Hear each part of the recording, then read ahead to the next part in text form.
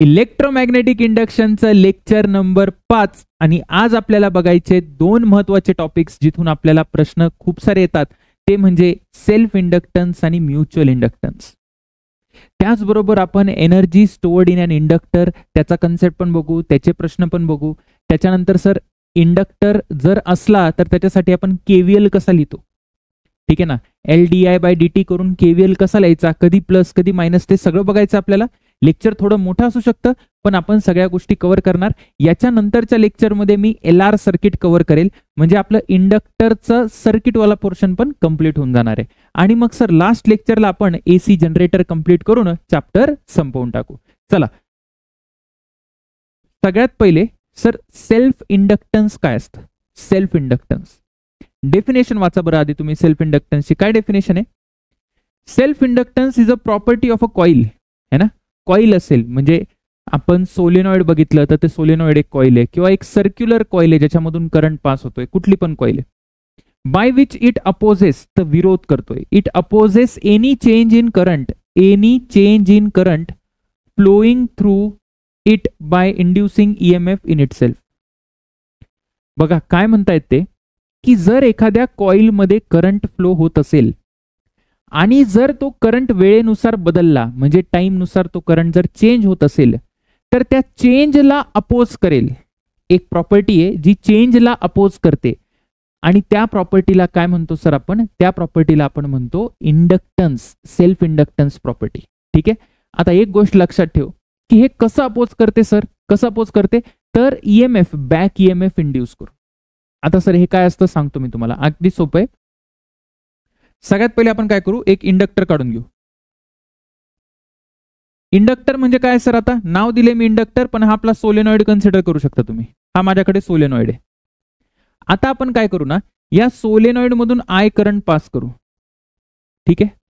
आणि मी काय म्हणतो की हा जो करंट आहे सर, सोलेनॉइड मधला जो करंट आहे ना तर तो वाढतोय विथ टाइम. करंट वाढतोय किंवा मला असं म्हणायचंय और मी असं म्हणतो की हा करंट कॉन्स्टंट नाहीये. तर तुम्हाला माहिती आहे की जर करंट वाढला सोलेनॉइड मधला तर काय होणार आहे सर, तर मॅग्नेटिक फ्लक्स वाढेल कारण मॅग्नेटिक फील्ड वाढेल. मॅग्नेटिक फील्ड वाढेल तर मॅग्नेटिक फ्लक्स वाढणार सोलेनॉइड मधून. जर फ्लक्स वाढला किंवा कमी झाला म्हणजे फ्लक्स चेंज झाला तर EMF इंड्यूस होणार आहे फॅरेडेनुसार. आणि लेन्झेस लॉ नुसार काय होतं सर, तर जो काही कॉज आहे, जे काही कारण आहे, करंट वाढणं हा कारण आहे तर या कारणाला अपोज करेल, है ना. डायरेक्शन कशी असेल त्या EMF ची, या करंटला कमी करणारी असेल, अपोज करणारी असेल. याचा अर्थ ना मी असं लिहू शकतो कसं सर, की ह्या इंडक्टर मध्ये एक EMF इंड्यूस होईल आणि त्या EMF ला मी असं रिप्रेझेंट करतो आणि याला म्हणायचं आपण back EMF. Back EMF sir तुम्ही बॅक EMF का नाव दिलं, बॅक EMF यासाठी नाव दिलं कारण हा जो करंट आहे ना त्या करंटला नाही अपोज करत, तो करंटचा जो चेंज आहे ना त्याला अपोज करतो. माझा करंट वाढतोय ना तर करंट वाढवायचं त्याला कमी करायचंय तर अशी बॅटरी राहील, है ना. म्हणजे काय ना, हा इंड्यूस करंटची डायरेक्शन ही राहील बघा, ही डायरेक्शन राहील या करंटला अपोज करायला. इथपर्यंत कळालं, कळालं. पण आता सर मग ह्याचा फॉर्म्युला असेल ना काहीतरी, इंडक्टन्सचा फॉर्म्युला असेल, आहे ना फॉर्म्युला, तो डिराईव्ह करू आपण. सगळ्यात पहिले तुम्हाला एक गोष्ट सांग की EMF ला मी काय लिहू शकतो. EMF ला तुम्ही लिहा sir, EMF is equal to बिंदास लिहा -dφ/dt. एकदम बरोबर, बरोबर. आता थोडं नीट लक्ष द्या, आपण पुढे काय काय लिहितो. -dφ/dt याला डिफरन्शिएट करू आपण, काळजी नाही त्याची. सगळ्यात पहिले मला सांगा मी फ्लक्सला काय लिहू शकतो, इंडक्टर मधून किंवा सोलेनॉइड मधून जो फ्लक्स आहे ना त्याला काय लिहू शकतो सर. सोलेनॉइड मधून जो फ्लक्स आहे त्याला तुम्ही काय लिहू शकतात, मॅग्नेटिक. आता सोलेनॉइड मध्ये मी मानलं की कॅपिटल N टर्न्स आहे तर capital N turns into magnetic field into area, बरोबर आहे. Number of turns into magnetic field into area. Magnetic field into area हा एका टर्नशी रिलेटेड फ्लक्स झाला. असे कॅपिटल N टर्न्स असतील तर त्याला मल्टिप्लाय केलं, बरोबर आहे. जर तुम्ही नीट बघायला गेलं तर इथं कॉस थिटा लिहायची गरज नाही सर. का, कारण आपला जो फ्लक्स आहे बेटा किंवा जो मॅग्नेटिक फील्डची डायरेक्शन आहे ती अशी, मॅग्नेटिक फील्डची डायरेक्शन अलॉंग द ऍक्सिस आणि एरिया सुद्धा along the axis, area vector है ना, तो असा आहे बघा, असा. फील्ड अशी आहे, बरोबर, फील्ड अशी आहे. मग काही प्रॉब्लेम नाही आपल्याला, फील्ड आणि एरिया वेक्टर पॅरलल आहे. आता थोडंसं आपण याला नीट लिहू आणि डेरिव्हेशन करू. याला मी काय लिहितो बघा, याला लिहू शकतो आपण EMF is equal to minus D on D T of capital N. सोलेनॉइडचा फॉर्म्युला माहिती आहे तुम्हाला मॅग्नेटिक फील्डचा सर, असतो म्यू नॉट इंटू एन, असं लिहितो बघा मी. Mu naught into N I लिहायच्या ऐवजी mu naught into capital N upon small L into I. ठीक आहे. आता जर तुम्ही नीट बघायला गेला तर एक गोष्ट लक्षात येईल की फक्त करंट चेंज करतोय, बाकी नंबर ऑफ टर्न सेम आहे, एल सेम आहे, म्यू नॉट सेम आहे, सगळं सेम आहे. काय चेंज करते विथ टाइम? करंट. मग आपण बाकी सगळं बाहेर घेऊ शकतो. मग ईएमएफ ला मी लिहू शकतो बघ, ईएमएफ ला लिहू शकतो EMF induced is equal to काय लिहू शकता सर तुम्ही? Mu naught. अच्छा, एरिया तर लिहिलाच नाही आपण इथे, एरिया लिहायला लागेल ना. हा आता आला, ही तर मॅग्नेटिक फील्ड झाली. मॅग्नेटिक फील्ड हा झाला एन इंटू हा झाला magnetic field into area. Area किती येईल इथे? तर एरिया येईल पाय आर स्क्वेअर. ठीक आहे, ओके सर. आता इथे लिहितो बघा, mu not N square pi R square upon L, ही एक टर्म आली कॉन्स्टंट टर्म, आणि इंटू काय sir? D I by D t. आणि मायनस राहिला सर, तर हा मायनस आहे. तर आता तुम्ही एक गोष्ट लक्षात घ्या, जे मी ब्रॅकेटमध्ये लिहिले हे सगळं कॉन्स्टंट आहे, आणि याच कॉन्स्टंटला आपण काय म्हणायचं? याच कॉन्स्टंटला आपण म्हणतो सर, काय म्हणतो बेटा आपण यालाच आपण म्हणतो सेल्फ इंडक्टन्स. किंवा याला एल म्हणतो मी. एलनी याला डिनोट करतात, कॅपिटल एलनी याला डिनोट करतात. सर याचं युनिट काय असतं बेटा? तर याचं जे युनिट असेल ना, युनिट ते असतं काय असतं सर? हेनरी. या शास्त्रज्ञांचं नाव आहे, तर त्यांचं या नावाने युनिट आहे. ठीक आहे ना. एक गोष्ट लक्षात ठेवा तुम्ही, काय लक्षात ठेवा की जितका जास्त ही टर्म असेल, म्हणजे जितका जास्त एल असेल, बघा मी याला जरा नीट लिहितो. म्हणजे सर ईएमएफ ला तुम्ही असं लिहू शकता, EMF induced is equal to minus L D I by D T. Minus काय डिनोट करतो इथे? मायनस काय बघतो? मायनस हे सांगतो की हा जो ईएमएफ असेल ना, या करंटच्या चेंजला अपोज करेल. जेवढा जास्त एल तेवढं जास्त अपोजिशन. जसं मला सांग, रेजिस्टन्स काय अपोज करतो? करंटला अपोज करतो. इंडक्टर काय अपोज करतो? करंटला नाही करत, करंटच्या चेंजला अपोज करतो. आलं लक्षात? जेवढं जास्त इंडक्टन्स तेवढं जास्त ईएमएफ इंड्युस्ड, म्हणजे तेवढं जास्त अपोजिशन. कळलं तुला? लक्षात आलं? Okay sir. आता इथे काही गोष्टी आहेत छोट्या मोठ्या. काय गोष्टी आहेत सर? सांगतो. सगळ्यात पहिले आपण हे बघू की सर इंडक्टन्स कशावर डिपेंड करतो. महत्वाचे मुद्दे आहेत, कारण इथून प्रश्न पडू शकतात. तुला दिसतंय का की हा जो इंडक्टन्स आहे, जे मी लिहिलेला आहे mu not N square pi R square by L, हा करंटवर डिपेंड करतो का? बघा हा जो एल आहे बेटा, एल करंटवर डिपेंड करतो का? तर डज नॉट डिपेंड ऑन करंटवर डिपेंड करत नाही. आलं लक्षात? करंट किती चेंज करा, जसं रेजिस्टन्स पण करंटवर नाही डिपेंड करायचं. मग सर कशावर डिपेंड करतो? मन एल जो आहे ना बेटा, जर मला इंडक्टन्स वाढवायचं असेल तर मी काय करू शकतो बघा.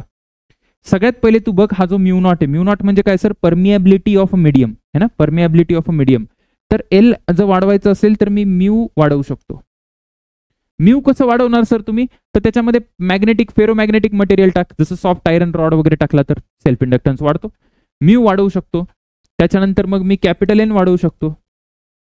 त्याच्यानंतर मला वाटलं तर मी रेडियस वाढवू शकतो. आणि लेंथ काय करू शकतो? कमी करू शकतो. लेंथ का कमी करायची सर? कारण लेंथ लाईनवरसली प्रोपोर्शनल आहे. दिसतंय की नाही तुला? लेंथ लाईनवरसली प्रोपोर्शनल आहे. आलं लक्षात? म्हणजे याला ना एकंदरीतच मी म्हणतो की हा जो एल आहे ना, एल हा कशावर डिपेंड करतो? डिपेंड्स, असं डायरेक्ट स्टेटमेंट येऊ शकतं, डिपेंड ऑन दोन गोष्टींवर. एक तर जॉमेट्रिकल फॅक्टर्स, त्याचा साईज किती, रेडियस, लेंथ वगैरे. आणि दुसरं काय सर? जॉमेट्रिकल फॅक्टर्स मध्ये नंबर ऑफ टर्न्स पण कन्सिडर करा तुम्ही. आणि दुसरं आहे बेटा काय? Permeability of medium. लक्षात आलं? कळालं तुला? ओके सर, कळालं. एक गोष्ट अजून आहे. काही विद्यार्थी म्हणतील सर याचं डायमेन्शन वगैरे काहीतरी असेल ना. हा, तर डायमेन्शन काढून घे ना बेटा. तू डायमेन्शन काढता येईल तुला. कसं काढता येईल? ईएमएफचं डायमेन्शन काय? इथे बघा, हे व्होल्ट आहे, हा करंट आहे आणि टाइम आहे. तू काढून घेशील डायमेन्शन, काही मोठी गोष्ट नाही. ठीक आहे. एक गोष्ट अजून सांगायची मला, सर याला असं सेल्फ इंडक्टन्स का बरं नाव दिलं? सेल्फ इंडक्टन्स यासाठी नाव दिलं कारण काय ना, त्याच्या आतमधून जो करंट पास होतो ना, तो चेंज झाला आणि ते करंट जो चेंज झाला ना बेटा, त्यामुळे त्याच्यामध्ये ईएमएफ इंड्यूस झाला. म्हणजे कसं, जसं तू अभ्यास करायचा तर तू बोर व्हायला लागलाय, तुझ्या हातामध्ये मोबाईल आहे आणि इन्स्टा व्हॉट्सअप घेऊन बसलाय. आता तुला विचार आला आतून की नाही, मी अभ्यास करायला पाहिजे. तू सध्या अभ्यास नाही करते बरं का, पण तुला विचार आला मी अभ्यास करायला पाहिजे. विचार आला म्हणजे करंट चेंज केला आणि लगेच विचार आला आणि तू उठला अभ्यास करायला, पण तुला वाटलं जाऊ दे मी 10 मिनिटानंतर करतो. म्हणजे विरोध आला. विरोध म्हणजे काय, बॅक ईएमएफ. आता हा विरोध कोणामुळे आला, विरोध आला तुझ्या आतमधल्या विचारामुळे. म्हणून याला काय म्हणायचं, सेल्फ इंडक्टन्स. की याच्या आतमधला जो करंट आहे जो पास होतोय ना, त्याच करंटच्या चेंजमुळे बॅक ईएमएफ आला इथे. याचा दुसरा अजून एक भाऊ असतो, तो म्हणजे म्युच्युअल इंडक्टन्स. तो पुढे शिकवेल मी तुम्हाला. म्युच्युअल इंडक्टन्स काय असतं सर, की तू बसला होता व्हॉट्सअप वगैरे बघत, तुझ्या बाजूला कोणीतरी एक विद्यार्थी आहे आणि तो विद्यार्थी काय करतोय, अभ्यास करतोय. आणि त्या विद्यार्थ्याला अभ्यास करून मग तुझ्या मनात विचार आला की आता मी अभ्यास करावा, आणि परत मग तू उठायला गेला आणि तू म्हणतो जाऊ दे 10 मिनिटानंतर करतो. म्हणजे बॅक ईएमएफ आला, परत तू विरोध केला त्या विचाराला. मात्र आता विचार कोणामुळे आलाय, तर त्या विद्यार्थ्यामुळे आलाय है ना. त्या विद्यार्थ्या म्हणजे बाहेरून आलाय, दुसऱ्यामुळे आलाय. म्हणून याला म्युच्युअल इंडक्टन्स असं म्हणतात. आलं लक्षात? ओके सर, लक्षात आलेलं आहे. अजून एक फॉर्म्युला लक्षात ठेवावा असं मला वाटतं. काय फॉर्म्युला सर, कुठला फॉर्म्युला, मी सांगतो तुम्हाला. जर ईएमएफ ला बघा, याला जर मी असं बघ बेटा, इथे d∅dt आहे ना, कुठे लिहिलं बरं आपण, ईएमएफ ला आपण लिहू शकतो, काय लिहू शकतो सर, -d∅dt. याला जर मी इथं -d∅dt लिहिलं तर dt कॅन्सल होऊन जाईल. बघा मला काय म्हणायचंय, -d∅dt is equal to -LdI/dt. बरं मायनस वगैरे काढून टाका, फक्त मॅग्निट्यूडचं म्हणतोय. म्हणजे हे मायनस मायनस प्लस होऊन जाईल, हे प्लस होऊन जाईल, dt cancel, d∅ is equal to LdI. म्हणजे मला काय म्हणायचंय, जर दोघी साईडला इंटिग्रेट केलं तर येईल φ इज इक्वल टू LI. आलं का लक्षात? तू काय कर, तू डोकं नको लावू, तू काय कर, तू एक फॉर्म्युला अजून लक्षात ठेव. काय सर, टोटल फ्लक्स जो आहे ना, टोटल फ्लक्सला मी लिहू शकतो L इंटू आय. आलं का लक्षात? टोटल फ्लक्सला काय लिहू शकतो मी, L इंटू आय. यालाच तू टाइमने डिफरन्शिएट केलं ना बेटा, तर हे येऊन जाईल d∅dt is equal to LdI/dt. ठीक आहे ना, LdI/dt म्हणजे काय, ईएमएफ आहे. पण सर इथे तर मायनस आहे, इथे तर मायनस आहे. मायनस फक्त हे दाखवतं ना की ते जो ईएमएफ इंड्यूस झालाय ना, तर तो अपोज करतोय di/dt ला. हे मी मॅग्निट्यूड लिहिलंय. फ्लक्स कधी निगेटिव्ह नसतो आहे ना, फ्लक्सचं मॅग्निट्यूड असतो. Rate of change of flux negative असू शकतो, पण म्हणून इथं फ्लक्सचं मॅग्निट्यूड लिहिलंय. हे दोन फॉर्म्युले लक्षात पाहिजे. चला पुढे जाऊ आपण. न्यूमरिकल सॉल्व्ह करू आपण है ना, पण त्याआधी थोडंसं बघा, इथे जी थेरी दिली ती वाचून घ्या. काय थेरी आहे सर, जे मी शिकवलं तेच पॉईंट आहे. Self inductance is like the inertia of electricity है ना. Inertia of electricity it resist the change in current. तुम्हाला येड्यात काढायला ते डायरेक्ट टाकू शकतात परीक्षेला की सेल्फ इंडक्टन्स काय करतो, करंटला अपोज करतो. बिलकुल नाही, करंटच्या चेंजला अपोज करतो. ठीक आहे. Greater the number of turns, जेवढे जास्त टर्न्स असतील तेवढा जास्त इंडक्टन्स असेल. फॉर्म्युला लक्षात ठेवा, हा फॉर्म्युला लक्षात पाहिजे. μ0n²πr²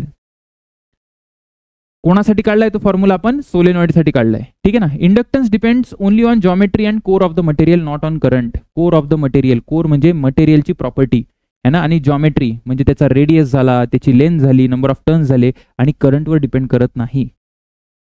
ठीक आहे. आता प्रश्न सोडू एकदम पटपट. चला पहिला प्रश्न काय, तुम्ही पॉज करायचं, स्वतः सोडून बघायचं, नाही आलं तर मग तुम्ही माझ्याबरोबर सोडवा. ठीक आहे, चेक करू शकता नंतर. The value of self inductance of a coil is 5 Henry. म्हणजे मला L इज इक्वल टू किती दिलाय सर, 5 हेनरी दिलाय बेटा. ठीक आहे. The value of current changes from 1 ampere to 2 ampere. म्हणजे चेंजेस म्हणजे सुरुवातीला करंट किती होता, सुरुवातीला 1 एम्पियर असेल, आणि नंतर करंट किती झाला सर, नंतर असेल बेटा 2 एम्पियर. आणि त्यांनी टाइम दिलाय म्हणजे डेल्टा टी. किती टाइम इंटरवल आहे सर, हे 5 सेकंदामध्ये झालंय. त्यांनी काय विचारलाय, इंड्युस्ड ईएमएफ विचारलाय, इंड्युस्ड ईएमएफ. आता एक गोष्ट लक्षात ठेव, ईएमएफ चा फॉर्म्युला काय दिलाय मी सर, तुम्ही ईएमएफ इंड्यूसचा फॉर्म्युला दिलाय -LdI/dt. आता हा कुठला ईएमएफ आहे ना, हा इन्स्टंटेनियस ईएमएफ आहे, इन्स्टंटेनियस. बरं का, जर छोट्याशा इंटरवल मध्ये पाहिजे असेल तर हा di/dt वापरतो आपण, जसं इन्स्टंटेनियस वेलॉसिटी आणि ॲव्हरेज वेलॉसिटी असतं तसं. पण जर मला ॲव्हरेज ईएमएफ लिहायचं असेल तर कसं लिहू मी सर, ॲव्हरेज ईएमएफ जो इंड्यूस झालाय तो कसा लिहायचा, तर त्याला काही नाही करायचं, -L आणि इथे काय येईल बेटा, ΔI/Δt. मग आता इथं तेच आहे, जे आपण आता कन्सिडर केलं. इथं ॲव्हरेज घ्यावं लागेल मला. मग आता इथे फॉर्म्युला लावा बरं. काय फॉर्म्युला येईल तिथं, तर फॉर्म्युला येईल सर, ईएमएफ जो येईल ना, तो यायला पाहिजे मायनस एल. एल किती 5. Delta I. डेल्टा काय असतो? डेल्टा आय म्हणजे change in current. I2 minus I1 कर 2 minus 1 divided by T2 minus T1 म्हणजे डेल्टा टी किती दिलाय सर? 5 दिलाय. बरोबर आहे. किती आला बघ बरं. EMF is equal to minus L D by D T जर केलं तर हे 5 5 कॅन्सल झाला. हा आला किती आला sir? EMF is equal to आला -1 व्होल्ट. -1 व्होल्ट आलं लक्षात. हे करेक्ट आन्सर पाहिजे. पण आता जर तुम्ही बघायला गेले तर त्यांनी आन्सर काय दिले? आन्सर त्यांनी प्लस मध्ये दिले सगळे. तर ठीक आहे, मॅग्निट्यूड सांगू आपण. आपल्याला काय जातंय? मग मॅग्निट्यूड नुसार बघायला गेलं तर आन्सर काय यायला पाहिजे? सी यायला पाहिजे. काही गडबड याच्यात? काहीच गडबड नाही, एकदम सोपं आहे. Minus L D I by D T नी डायरेक्ट आन्सर येऊन जाणार. ठीक आहे. आता दुसरा प्रश्न बघा बरं. फॉर अ कॉइल हॅव्हिंग किती आता हे आता मिली हेनरी दिले इथं. युनिट लक्ष द्या, मिली हेनरी करंट दिलेला आपल्याला, इंडक्टन्स दिलेला आहे आणि time at which EMF become 0. EMF become 0. आता बघा इथे जर तुम्हाला करंट आहे ना, हा टाइमचा फंक्शन आहे म्हणजे इथं L D I by D T करायचं आपल्याला. बरोबर आहे ना? का सर? कारण टाइम आपल्याला आहे ना स्पेसिफिक टाइम विचारलाय. स्पेसिफिक टाइम त्या इन्स्टंटला विचारलाय. म्हणजे मग मी कुठला फॉर्म्युला वापरू? तुम्ही वापरा sir EMF is equal to minus L D I by D T. तर सगळ्यात पहिले आपण काय करू ना, D I by D T find करू. मला सांग करंट किती आहे? सर करंट दिलाय बघा आपल्याला टी स्क्वेअर ई ची पॉवर मायनस टी. याला डिफरन्शिएट कर बरं. डिफरन्शिएट करता येईल कायला? D I by D T. D I by D T is equal to किती येईल? पहिले यू इंटू व्ही चा रूल आहे ना. पहिले टी स्क्वेअरचं डिफरन्शिएशन 2t नंतर ई ची power minus t plus t स्क्वेअरला टी स्क्वेअर राहू दे आणि ई स्क्वेअरचे हे किती येणार आहे? ई ची पॉवर मायनस टी. ई ची पॉवर मायनस टी. बरोबर आहे की नाही? आता ई ची पॉवर मायनस टी आणि इंटू -1 पण येणार. -1 का बरं येणार सर? Chain rule. आतापर्यंत चेन रूल यायला पाहिजे. अरे येतो की नाही तुला chain rule? E to the power -x चं डिफरन्शिएशन काय असतंय? E to the power -x into -1. आलं लक्षात? कारण याचं इथलं पण डिफरन्शिएशन करशील तू म्हणजे मायनस टी चं differentiation with respect to time -1 येणार. मग आता सर हे किती येणार आहे? याला जर तू कॉमन काढलं तर यायला पाहिजे E to the power -t आणि हे येईल बेटा 2t मायनस टी स्क्वेअर. ठीक आहे. तर हेच इथे चिपकवून टाक. मग EMF किती येणार आहे? सर EMF येईल मायनस एल. एल ची व्हॅल्यू टाकतच नाही मी कारण त्यांनी मला 0 कधी ते विचारलंय. मग सर पुढे काय लिहिता तुम्ही? पुढे लिहू शकतो मी ई ची power -t 2t minus T square. झालं. आता बेटा हा जर 0 करायचा असेल EMF किती आहे सर? EMF जर 0 पाहिजे तर 2t मायनस टी स्क्वेअर ही टर्म 0 पाहिजे. बरोबर आहे की नाही? अरे कारण हे तर डिव्हिजनला चाललं जाईल. E to the power -t exponent वाले टर्म कधीच 0 होत नाही. हे तर डिव्हिजनला चाललं जाईल. डिव्हिजनला जाऊन काय होऊन जाईल सर? हे 0 होऊन जाईल. म्हणजे 2t मायनस टी स्क्वेअर किती सर? 0. जर तू टी कॉमन घेतलं तर तुला काय येईल? सर टी कॉमन घ्या. t2 minus T is equal to 0. म्हणजे याचे सोल्युशन काय आलं? टी इज इक्वल टू 0 ला EMF इंड्यूस नाही होणार आणि टी इज इक्वल टू किती sir? T is equal to 2 ला. बरोबर आहे. तर किती सेकंड मध्ये होणार आहे असं? कुठल्या सेकंडला होणार आहे? तर 2 सेकंडला होणार है ना. 2 एक्झॅक्टली 2 सेकंडला EMF काय होईल सर? 0 होईल. कळालं का? अत्यंत सोपं आहे, काही डोकं लावायची गरज नाहीये. हा प्रश्न बघा बरं. The current in the coil of inductance 5 Henry decreases at a rate of 2 ampere per second. इथे जर तुम्ही नीट लक्ष दिलं तर मायनस मध्ये सुद्धा आन्सर दिले. मग आता इथं डेफिनेशन एकदम व्यवस्थित वापरायची. कुठली डेफिनेशन? EMF चा जो फॉर्म्युला तुम्ही वापराल तो कुठला फॉर्म्युला वापराल? तो हा वापराल minus L D I by D T. का सर? कारण त्यांनी रेट देऊन ठेवलाय. रेट म्हणजे असतो डी आय बाय डी टीची व्हॅल्यू. सगळ्यात पहिले तुला हे माहिती पाहिजे की D I by D T इथे किती आहे sir? Sir D I by D T sir आहे 2 एम्पियर पर सेकंद. असं लिहिलं तर चूक होणार आहे खूप मोठी आपली. का बरं चूक होणार आहे? कारण की डिक्रीजेस लिहिले. काय लिहिले? डिक्रीजेस. करंट डिक्रीज करायला लागलाय. करंट जर डिक्रीज करत असेल ना बेटा तर तुला इथे मायनस लिहावं लागेल. आलं का लक्षात? या मायनसच्या वाट्याला जाऊ नको. हा वेगळा मायनस आहे. हा का आलाय? हा हे दाखवतोय का हा EMF आहे ना या चेंज इन करंटला अपोज करतोय. ओके. हा जो मायनस आलाय हा का आलाय? कारण करंट स्वतः कमी होतोय. ठीक आहे. Okay sir. मग आता लिही EMF इज इक्वल टू काय लिहिशील? Minus L. मायनस एल किती आहे sir? -5. D I by D T किती आहे? -2. किती आला आन्सर? 10 व्होल्ट. नीटला असा प्रश्न हमखास येऊ शकतो आणि तू विचार कर बेटा की जर कन्सेप्ट गडबडला आपला तर डायरेक्ट -10 आणि 10 म्हणजे 0 मार्क मिळतील, म्हणजे एक तर 5 मार्क जातील तुझे किंवा 5 मार्क मिळतील, है ना.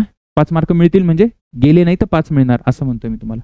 अलग लक्षात काय म्हणायचं मला? Okay sir. म्हणून काळजीपूर्वक. हा बघा, a long solenoid has 1000 turns. किती टन आहे? 1000 टन आहे. चला मानलं. When a current of 4 ampere, current दिलाय मला. Magnetic flux linked with each turn, किती आहे? प्रत्येक टनचा मॅग्नेटिक फ्लक्स दिलाय. Self inductance of the coil is. आता इथे त्यांनी ईएमएफच्या टर्म मध्ये बोलले का फ्लक्सच्या टर्म मध्ये बोलले? सर ते फ्लक्सच्या टर्म मध्ये बोलले. बघा दिले की नाही, दिले की नाही फ्लक्स, मॅग्नेटिक फ्लक्स. मागचे प्रश्न जे होते त्याच्यामध्ये त्यांनी रेट, करंटचा रेट दिलाय चेंज करायचा, किंवा इथे पण काय विचारलं, इथे तर 0 कधी ते विचारले, है ना. इथे ॲव्हरेजच्या फॉर्म्युल्याने काढलं, इथे पण आपल्याला रेट दिलाय, तो ॲव्हरेज रेट आहे. पण आपल्याला इथे जो आहे ना बेटा, तो ईएमएफ नाही विचारलाय. काय विचारलंय सर? सेल्फ इंडक्टन्स, आणि ते पण फ्लक्सची माहिती दिली आहे. मग इथे हा फॉर्म्युला वापरायचा तुम्ही. कुठला? टोटल फ्लक्स जो आहे ना सर, टोटल फ्लक्स, त्याला मी लिहू शकतो L इंटू I. आलं लक्षात? Total flux is equal to L into I.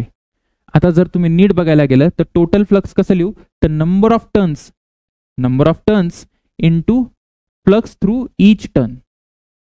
खरं लिहिलं का मी? सोलेनॉइडच्या किती टन आहेत? 1000 टन आहे. पण त्यांनी हा फ्लक्स कोणाचा दिलाय बघा, फ्लक्स कोणाचा दिलाय? ईच टन दिलाय. एकदम व्यवस्थित वाचायचं, ईच टन. तर प्रत्येक टन मधून किती फ्लक्स आहे? एवढा फ्लक्स आहे. असे 1000 टन आहे, म्हणजे 1000 ला मल्टिप्लाय करावं लागेल. मग हे आला फ्लक्स इज इक्वल टू किती येणार सर? L into I. आता येऊन जाईल आन्सर. तर N ला टाक बेटा, N ला टाक 1000 इंटू फ्लक्स किती आहे? प्रत्येक टनचा फ्लक्स आहे 4 इंटू 10 ची पॉवर -3. बरोबर आहे की नाही? 4 into 10 to the power -3 is equal to काय येणार आहे सर? L कुठे गेला? L कुठे गेला? Lच तर काढायचा आहे. L काढायचा आहे सर, आणि हे 4 आहे. किती आलं सांग बरं? 4 नी 4 उडाला बेटा, 4 नी 4 उडाला. L आला किती? 1 हेनरी. दोन फॉर्म्युले लक्षात ठेवलं ना तर तुमचं काम होऊन जाईल. आलं लक्षात? Yes sir. आता बघा पुढचा प्रश्न काय? वेन नंबर ऑफ टर्न्स, काय म्हणतात ते? When number of turns and the length of the solenoid are doubled. काय काय डबल केले? नंबर ऑफ टर्न्स आणि length of the solenoid double केले. Keeping the area of cross section same. Area same ठेवलाय. बर. इंडक्टन्सला काय होतंय विचारलंय. मला सांगा, सेल्फ इंडक्टन्स सोलेनॉइडचा फॉर्म्युला काय? Mu naught N square pi R square upon L. बरोबर आहे? एकदम बरोबर आहे सर. काय काय चेंज केले आणि काय काय कॉन्स्टंट आहे सांगा. जे कॉन्स्टंट आहे ना त्याला आपण लाल अक्षरात लाल मार्करने हायलाइट करू. Number of turns and length काय काय? एरिया सेम आहे. एरिया सेम म्हणजे पाय तर तसाही सेम आहे, रेडियस पण सेम असायला पाहिजे.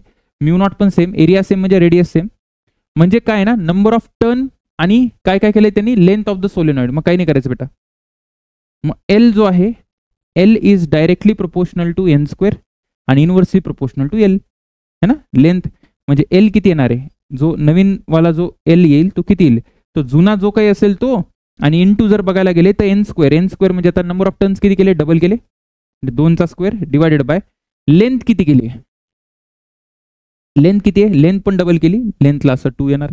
बरोबर आहे का? Okay sir. मग आता जर तुम्ही बघायला गेले तर हे किती आलं? तर हे आलं सर 2L. याचा अर्थ सेल्फ इंडक्टन्स काय झालाय सर? दुप्पट झालेला आहे. दुप्पट झालाय. Is doubled. आलं लक्षात? Yes sir. तसंच हा बघा, 2 solenoids of equal numbers of turn have their lengths and radii in the ratio. Length आणि रेडियायचा रेशो दिलाय. The ratio of equal number of turn आहे बरं का. आता इथे नंबर ऑफ टर्न काय? सेम आहे. परत एकदा मला सांगा, काय फॉर्म्युला होता सेल्फ इंडक्टन्सचा? सर फॉर्म्युला होता mu naught N square pi R square, ठीक आहे, upon L. Number of turn same आहे ना? काय काय सेम आहे? परत एकदा सांग मला. Sir mu naught N square पाय हे सेम आहे. आता काय काय बदललं? रेडियस बदललं आणि लेंथ बदलली, आणि त्यांनी रेशो विचारला यावेळेस. ठीक आहे, रेशो ऑफ देअर इंडक्टन्स. काहीच नाही करायचं बघ, एकदम सोपं आहे. L1 upon L2 is equal to कशाच्या डायरेक्टली प्रोपोर्शनल आहे? सर रेडियसच्या डायरेक्टली प्रोपोर्शनल आहे. म्हणजे येणार R1 चा स्क्वेअर अपॉन R2 चा स्क्वेअर. कशाच्या इनव्हर्सली प्रोपोर्शनल आहे? लेंथच्या इनव्हर्सली प्रोपोर्शनल आहे. इनव्हर्सली म्हणजे काय? वरती हे जे L2 आहे ते इथे येणार, म्हणजे इथे याची लेंथ येईल, आणि ह्याची जी लेंथ आहे ते इथे येणार. झालं, संपला प्रश्न. संपलेला आहे का? येस सर संपलेला आहे. मग आता काय लिहायचं बेटा? मग आता तुम्ही लिहा sir L1 upon L2 is equal to R1 चा स्क्वेअर. R1 चा स्क्वेअर किती सांग बरं? Have their length and radius, दोघांचा रेशो 1:2 दिलाय, मग काही फरक पडत नाही. 1/2 चा स्क्वेअर करशील बरं का, हे बेटा स्क्वेअर मध्ये. आणि इथं बघा L2/L1 काय, L1 यार R1/R2 देऊन ठेवलाय आपल्याला 1/2, आणि L1/L2 पण देऊन ठेवलाय. किती देऊन ठेवलाय सर, नाही का सर, 1/2. ओके ओके, म्हणजे मला इथे करावं लागणार आहे 2, म्हणजे हे किती आलं सर, 2/4. 2/4 म्हणजे 1/2. आन्सर. हा एक चांगला प्रश्न आहे. काय प्रश्न आहे सर, या प्रश्नामध्ये बघा, इन अ सर्क्युलर कॉईल, एक सर्क्युलर कॉईल दिली. आता तर मागच्या क्वेश्चन मध्ये सर तुम्ही इंडक्टन्स सांगितला, पण आता ही सर्क्युलर कॉईल आहे. सर्क्युलर कॉईल मध्ये जेव्हा नंबर ऑफ टर्न डबल केले म्हणतात आणि रेझिस्टन्स बदललाय, त्यांनी 1/4 करून टाकलाय रेझिस्टन्स, आणि आता विचारतायत की इंडक्टन्सला काय होईल. तर सगळ्यात पहिले सर्क्युलर कॉईलचा तुला इंडक्टन्स काढता आला पाहिजे. कसा काढशील तू, बघा आता नीट लक्ष दे. सपोज बेटा मी पकडलं की माझ्याकडे अशी एक सर्क्युलर कॉईल आहे, एक नाही अशा भरपूर साऱ्या सर्क्युलर कॉईल आहे. आला का तुला लक्षात, आणि सगळ्या ज्या आहेत ना ते एकदम जवळ प्लेस्ड आहे ना. अशा माझ्याकडे भरपूर साऱ्या सर्क्युलर कॉईल आहे. मी मानतो की आपल्याकडे टोटल किती टर्न्स आहे सर, याला टर्न आहे n टर्न आहे बेटा, n टर्न्स. चला प्रत्येकाची रेडियस आपण मानून घेऊ, रेडियस आहे सर स्मॉल r. आता मी कुठली डेफिनेशन यूज करणार, मी ती वाली डेफिनेशन यूज करतो की टोटल फ्लक्स जो असेल ना, total flux is equal to पाहिजे सेल्फ इंडक्टन्स इंटू करंट. हा फॉर्म्युला तुम्ही लक्षात ठेवा, मी तुम्हाला सांगितलं होतं. दुसरा पण यूज केला तरी निघतं, काही प्रॉब्लेम नाहीये, मी याच्याने करतोय. ठीक आहे. टोटल फ्लक्स कसा लिहिणार, टोटल फ्लक्स लिहायला तुला काय करावं लागेल, मी आधी बघतो की टोटल मॅग्नेटिक फील्ड किती आहे. टोटल मॅग्नेटिक फील्ड, तर टोटल मॅग्नेटिक फील्ड कशी आहे ना, आता सगळ्यांमधून करंट जो आहे ना तो सेमच जाणार आहे. जसं मी म्हटलं बेटा, असा करंट आहे, इथे पण असा करंट जाणार, सेम है ना, सेम करंट जाणार बघा, असा डायरेक्शन पण सेम आहे, म्हणजे सगळ्यांची मॅग्नेटिक फील्ड ऍड होते. तर एकामुळे काय येते मॅग्नेटिक फील्ड, μ0I/2r. जर मी सर्कलच्या सेंटरला बघितलं बेटा, छोटेसे एरिया पकडतो, सर्क्युलर एरिया, सेंटरला बघू आपण काय येतं, μ0I/2r. तर अशी किती टर्न्स आहेत आपल्याकडे, तर n टर्न्स आहे, म्हणजे टोटल मॅग्नेटिक फील्ड किती झाली, टोटल मॅग्नेटिक फील्ड झाली sir capital N into μ0I/2r. बरोबर आहे. ही तर मॅग्नेटिक फील्ड झाली, इंटू एरिया करावं लागेल. आता एरिया करताना काय करावं लागेल, एरिया एकाचा घेऊ की सगळ्यांचा घ्या, सर सगळ्यांचा घ्या, कारण आपल्याला सगळ्या कॉइल्स मधून फ्लक्स पाहिजे. बरोबर आहे की नाही, हो सर. मग याचा अर्थ आपल्याला काय करावं लागेल, याचा अर्थ मला हे करावं लागेल बेटा की मल्टिप्लिकेशन करताना n इंटू πr² करावं लागेल. कारण जर मी कॅपिटल N नी मल्टिप्लाय नाही केलं ना, तर मी फक्त एकाच कॉइलचा फ्लक्स घेईल. आलं का लक्षात, तसं नाही, आपल्याला भरपूर साऱ्या सगळ्या कॉइलचा फ्लक्स घ्यायचा आहे. मग जर तुला इतकं कळालं तर is equal to L into I, तर मग इथून बेटा मी I आणि I जर कॅन्सल केलं तर मला काय उरलं सर, तर मला उरलं L इज इक्वल टू काय आलं, L इज इक्वल टू आलं μ0πr² अच्छा r कॅन्सल करून टाकू, म्हणजे मी फायनल लिहितो जे काही असेल, आपण असं लिहू शकतो μ0πr/2.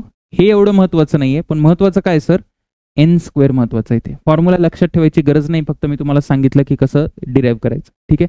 तर इथे एक गोष्ट लक्षात ठेवा की हा जो बेटा सेल्फ इंडक्टन्स आहे ना, तो कशावर डिपेंड करतोय, n² वर डिपेंड करतो. हेच आपण सोलेनॉइडला पण काढलेलं. मी डायरेक्ट सांगू शकलो असतो की डायरेक्ट सोलेनॉइडचा फॉर्म्युला वापरा, पण मग त्याच्यात काही मजा नाहीये, कारण हा ऍक्च्युअल मध्ये जर तुम्हाला विचारला हा फॉर्म्युला नीटला की what is the self inductance of coil, तर मग गडबड होऊन जाईल है ना. मग L is directly proportional to n². मग L is directly proportional to n². आता बघा रेझिस्टन्सवर डिपेंड करतोय का, आता रेझिस्टन्स चेंज केलं तर करंट चेंज करेल, तर करंटवर तसंही डिपेंड करत नाही. याचा अर्थ बेटा हा जो नवीन इंडक्टन्स आहे तो किती टाइम होऊन जाणार आहे सर, 4 टाइम होऊन जाणार आहे. 4 टाइम होऊन जाणार आहे सर, 4 टाइम का झाला, कारण की n² ला डायरेक्टली प्रोपोर्शनल आहे. अजून एक गोष्ट मी तुम्हाला मगाशी पण सांगितलं, करंट वर इंडक्टन्स डिपेंड करत नाही बेटा, है ना, नाही करत. Okay sir. हा एक प्रश्न आहे. काय प्रश्न आहे sir, the current in the inductance is varying with time according to the plot as shown in the figure. आपल्याला करंट दिलेला आहे, करंट कसा व्हॅरी करायला लागला तो, आणि काय विचारलंय सर, त्यांनी विचारलंय बेटा आपल्याला की EMF चा ग्राफ सांगा. EMF चा ग्राफ इथं मी लिहिलेलं नाहीये, पण मी असं म्हणतो स्केच EMF टाइम ग्राफ. तर अगदी सोपं आहे, अगदी म्हणजे अगदी सोपं आहे. मला ईएमएफचा फॉर्म्युला माहिती आहे, मी त्यानुसार काम करणार, डोकं लावणार नाही. सर ईएमएफचा काय फॉर्म्युला माहिती आहे तुम्हाला? ईएमएफ इज इक्वल टू असतो -L di/dt. बरं का? di/dt काय सांग बरं मला? di/dt म्हणजे स्लोप आहे, तुला दिसतंय की नाही? अरे di/dt स्लोप आहे की नाही? ओके सर स्लोप आहे. तू नीट लक्ष दे बेटा. मला सांग इथे तुला काय वाटतं? di/dt ग्रेटर दॅन 0 आहे, हा जो स्लोप आहे di/dt ज्याला मी म्हणतोय तो ग्रेटर दॅन 0 आहे का लेस दॅन 0 इथं? सर असा तर ग्रेटर दॅन 0 आहे, कारण अॅक्यूट अँगल आहे. म्हणजे इथे हा जो आहे ना बेटा, इथे ग्रेटर दॅन 0 आहे. आणि जर तू इकडे गेला, इकडे बघायला गेला तर di/dt काय येईल? सर di/dt इथे येणार आहे लेस दॅन 0. बस तुला इतकं माहिती असेल ना तर बाकी काम होऊन जाईल. आलं लक्षात? तर बघ आता मला ईएमएफ जर लिहायचा असेल तर मी कसं लिहितो? ईएमएफ आहे ना बेटा, ईएमएफ हा ग्रेटर दॅन 0 असेल. कुठे ग्रेटर दॅन 0 असेल आणि कुठे लेस दॅन 0 असेल हे बघू आपण. सगळ्यात पहिले लेस दॅन 0 असेल. कुठे लेस दॅन 0 असेल सर? 0 ते t/2 ला. कसं काय कळालं तुम्हाला? सांगतो कसं काय कळालं. कारण की हा ग्रेटर दॅन 0 आहे, हा ग्रेटर दॅन 0 जर असेल, हा 0 पेक्षा जास्त आहे म्हणजे हा पॉझिटिव्ह झाला, हा निगेटिव्ह आहे. सेल्फ इंडक्टन्स तसाही पॉझिटिव्ह असतो. निगेटिव्ह इंटू पॉझिटिव्ह काय झालं सर? निगेटिव्ह झालं. आणि ना बेटा अजून एक गोष्ट काय सर, ईएमएफ आहे ना हा ग्रेटर दॅन 0 असेल. कधी 0 असेल सर? ग्रेटर दॅन t/2 पासून तर t पर्यंत. असं का बरं? कारण मग हा काय होऊन जाईल? हा निगेटिव्ह आहे. हे जर निगेटिव्ह आहे तर निगेटिव्ह निगेटिव्ह पॉझिटिव्ह. बरोबर आहे का? Yes sir. अजून एक गोष्ट, अजून एक काय गोष्ट सर, की ईएमएफ आहे ना, ईएमएफचा जो मॅग्निट्यूड आहे ना बेटा तो काय राहील? कॉन्स्टंट राहील. हे कळतंय का तुला? का कॉन्स्टंट राहील? कारण di/dt चा जो मॅग्निट्यूड आहे ना, मॅग्निट्यूड म्हणतोय मी, हा मॅग्निट्यूड तो काय? कॉन्स्टंट आहे. अरे करंट बदलायला लागला यार, टाइम नुसार करंट बदलायला लागला, पण रेट तो कॉन्स्टंट आहे ना. ईएमएफ करंटवर नाही डिपेंड करत. कशावर डिपेंड करतो सर? रेटवर डिपेंड करतो, रेटवर. मग सर रेट तर तसाही कॉन्स्टंट आहे. मग रेट कॉन्स्टंट आहे म्हणजे हा di/dt कॉन्स्टंट आहे, याचा अर्थ ईएमएफ काय आहे? कॉन्स्टंट आहे. मग आता एकदम सोपा ग्राफ झाला. कसा झाला? एकदम सोपा. काढून दाखवा बरं सर. सांगतो की वाय ऍक्सिस काढू आपण, ही एक्स ऍक्सिस काढू, इकडे घे ईएमएफ आणि इकडे काय सर? इथे टाइम बेटा. तर 0 ते t/2 ला, 0 ते t/2 ला पॉझिटिव्ह आहे का निगेटिव्ह आहे? सर 0 ते t/2 ला निगेटिव्ह आहे आणि कॉन्स्टंट आहे. बरोबर आहे का? निगेटिव्ह आणि कॉन्स्टंटचा अर्थ कळतो का तुला? बघा असं. अरे बरोबर आहे ना, निगेटिव्ह आणि कॉन्स्टंट. Okay sir. त्याच्यानंतर सर t/2 च्या पुढे जा तुम्ही. हा 0 ते t/2 ला आहे. t/2 च्या पुढे जेव्हा जाशील तेव्हा पॉझिटिव्ह नंबर येतोय, येतोय की नाही पॉझिटिव्ह नंबर, आणि कॉन्स्टंट आहे. याचा अर्थ सर तो ग्राफ कसा येणार आहे? कसा येणार आहे सर ग्राफ? तर ग्राफ बेटा असा काहीतरी. अरे काय अडचण आहे का तुला या ग्राफला? काहीच अडचण नाही सर. बस असं करायचं आणि काढायचं. आलं लक्षात? Okay sir. कसा पण ग्राफ येऊ दे, काहीही फरक पडत नाही. तुला हीच मेथड फॉलो करायची आणि काढायचं बेटा. Okay okay sir. आता बघा हा प्रश्न आहे. हा प्रश्न काय? Pure inductance of 3 Henry is connected. Equivalent inductance. Sir हे तर तुम्ही शिकवलंच नाही. इक्विव्हॅलेंट इंडक्टन्स साठी एक चांगली बातमी आहे. इक्विव्हॅलेंट इंडक्टन्स हे कसं काम करतं माहिती का? इक्विव्हॅलेंट इंडक्टन्सला तू आजपासून काय वाचशील? Equivalent resistance. काय वाचशील तू? Equivalent resistance. म्हणजे जे रेझिस्टन्सला आपण सिरीज आणि पॅरल असतं ना बेटा, रेझिस्टन्सला आपण काय लिहितो बघा? इक्विव्हॅलेंट इंडक्टन्स जर मला लिहायचं असेल तर मी लिहू शकतो L1 + L2 + L3. हे कधी लिहू शकता सर तुम्ही? सिरीज मध्ये. आणि पॅरल मध्ये कसं लिहितो आपण? हे सोपं यार. 1/L equivalent is equal to L, काय लिहितो आपण इथं? 1/L1 + 1/L2 + 1/L3 आणि असं करत जा. हे कशामध्ये लिहिता सर तुम्ही? पॅरलल मध्ये. अरे याच्यात काय डाऊट आहे का तुला? सर बिलकुल डाऊट नाही मला. Okay okay sir. आता इथे जर तू बघायला गेला, बघ दे तिथे काय हे असं सर्किट आहे सर. हे काय? करंट इलेक्ट्रिसिटीच्या प्लेलिस्ट मध्ये ना मी असे खूप सारे एक्झाम्पल सॉल्व्ह करून घेतले, पण तुला सांगतो असं कसं करायचं. पोटेन्शियल मेथडने याला सॉल्व्ह करायचं. मी याला ए पॉईंट म्हणतो बेटा. ओके. जर या पॉईंटचं पोटेन्शियल ए, तर बघा हा पण ए झाला. झाला का ए? Okay sir. याला आपण बी म्हणू. जर हा बी आहे तर हा पण बी झाला. तुम्ही जर नीट बघायला गेले, सर नीटच तर करायला लागलो. हा तर नीटच करायला लागला तर नीट लक्ष दे. ह्या तिघांच्या अक्रॉसचं जे पोटेन्शियल आहे ते काय? सेम आहे बघा. इथे सर येतंय VAB, इथे पण काय येतंय सर? VAB. आणि इथे पण काय लागलं सर VAB. अरे हो की नाही? याचा अर्थ तिन्ही कशामध्ये झाले? हे पॅरलल मध्ये झालेले आहेत. पॅरलल मध्ये झाले तर पॅरलल मध्ये काय होतं बेटा, जर LLL बघा, जर LLL हे जर तिन्ही पॅरलल मध्ये झाले तर यांचा L इक्विव्हॅलेंट काय होतो? नव्याने सांगायची गरज नाही, तो व्हायला पाहिजे L/3. L/3 झाला सर. L/3 चा अर्थ होतो 3/3 म्हणजे काय झालं बेटा? 1 हेनरी झालेला आहे. झालाय की नाही 1 हेनरी? Yes sir. मग याच्यात काही करायची गरज नाही. आलं लक्षात? Okay sir. हे असे प्रश्न पण आहे, सेल्फ इंडक्टन्स मधले सगळ्या टाईपचे प्रश्न कव्हर करायचे आपल्याला. हे असं कसं करायचं सर? तुम्हाला साइन कन्व्हेन्शन माहिती पाहिजे. साइन कन्व्हेन्शन कसं असतं? साइन कन्व्हेन्शन लक्ष द्या मी काय म्हणतो. थोडस ना, सगळ्यात पहिले ना आपण हे बघू, केसेस त्याच्या असतात 2-3 केसेस आहेत, त्या पटपट बघून टाकू आपण. की जसं माझ्याकडे एक इंडक्टर आहे सर, बर, आणि या इंडक्टर मधून जर मला कोणी करंट दिलाय, करंट, ठीक आहे, आणि जर बेटा हा जो करंट आहे ना, मी आता बघा मी काही केसेस पकडतो बघा, di/dt जर ग्रेटर दॅन 0 असेल, di/dt ग्रेटर दॅन 0 चा अर्थ काय? करंट वाढायला लागलाय. करंट काय व्हायला लागलाय? वाढायला लागलाय. जर करंट वाढायला लागलाय तर मी करंट कमी करतो. अरे करंट कमी करतो. करंट कमी कसं करणार सर तुम्ही? करंट कमी कसं करणार? ताशी बॅटरी लावणार मी. आलं का लक्षात? तर ही EMF बेटा, ही EMF ची डायरेक्शन झाली. हे आपण पहिल्यांदाच बघितलं, बरोबर? अच्छा सर, दुसरी केस काय? जर बेटा मी म्हणतो di/dt जो आहे ना तो लेस दॅन 0 आहे, याचा अर्थ काय? याचा अर्थ आहे की जो काही करंट आहे ना, जो काही करंट आहे तो कमी व्हायला लागलाय. करंट कमी व्हायला लागलाय तर मी करंट वाढवायचा प्रयत्न करेल. हा जो करंट आहे ना याला वाढवायचा प्रयत्न करेल. म्हणजे अशी बॅटरी लावा की जी करंटला सपोर्ट करेल. करंटला सपोर्ट म्हणजे सर कसं? तर इंड्यूस EMF असा येईल बेटा, या करंटला सपोर्ट करणारा. अरे हो की नाही? असा करंट, ओरिजिनल करंट असा होता, इंड्यूस करंट पण असं जाणार, बरोबर आहे सर? नाही का? जर सर di/dt जर 0 असेल, di/dt काय असेल सर? 0 असेल. अच्छा, di/dt 0 असेल तर I काय असणार आहे सर? कॉन्स्टंट असणार आहे. जर करंट कॉन्स्टंट आहे बेटा, जर करंट कॉन्स्टंट आहे तर EMF इंड्यूस होईल का? EMF इंड्यूस होईल का? नाही होणार. अरे EMF इंड्यूस होईल का? नाही होणार. याचा अर्थ या इंडक्टरला तू कसं रिप्रेझेंट करू शकतो? एका वायर सारखं रिप्रेझेंट करू शकतो, लाईक अ वायर. आलं का लक्षात? हा कॉन्स्टंट करंट आहे. लक्षात आलेलं आहे का? Yes sir. आणि या तिघांमधून तू जेव्हा पण EMF लिहिशील, EMFचं मॅग्निट्यूड लिहायचं, कारण मी तुला डायरेक्शन दाखवलं, म्हणजे बॅटरी कशी लावणार आहे हे दाखवलं, मी तुला समजवलं. मग EMFचं मॅग्निट्यूड कसं लिहिणार? EMFचं मॅग्निट्यूड लिहू शकतो तू डायरेक्ट LdI/dt. पण आता हे सांगण्यापेक्षा आपण करून दाखवू, हे मग मजा येईल तुला. करून दाखवा सर. हे बघ काय प्रश्न आहे. प्रश्न म्हणायला लागला, the network shown in the figure is a part of complete circuit. मानलं.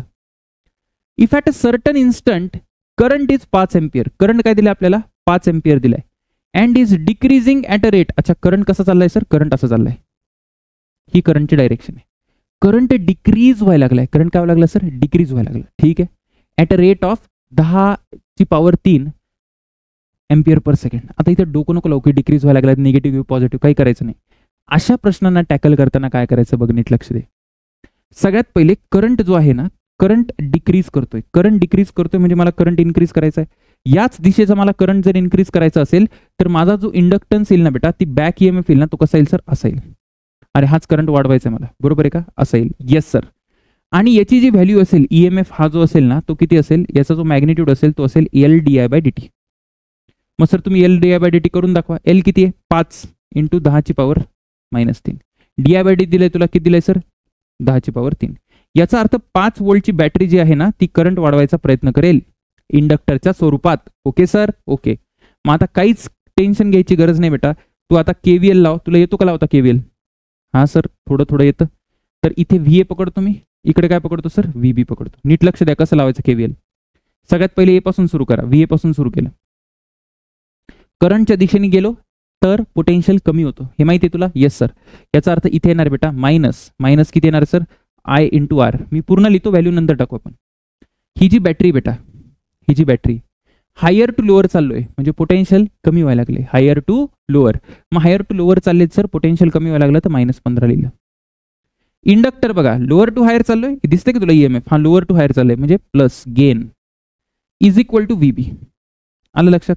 आता व्हॅल्यू सबस्टिट्यूट करून टाक. तुला काय विचारलंय व्हीए मायनस व्हीबी, तर व्हीए मायनस व्हीबी येणार, VA minus VB is equal to, इथे काय आलं 15 मायनस 5, हा 15 इकडे गेला मायनस 5 झाला आणि plus I R plus I, I किती सर आय दिलाय बघा त्यांनी, आय किती दिलाय 5 एम्पियर इंटू रेजिस्टन्स, रेजिस्टन्सची व्हॅल्यू किती आहे 1 आहे, म्हणजे किती आलं सांग बरं.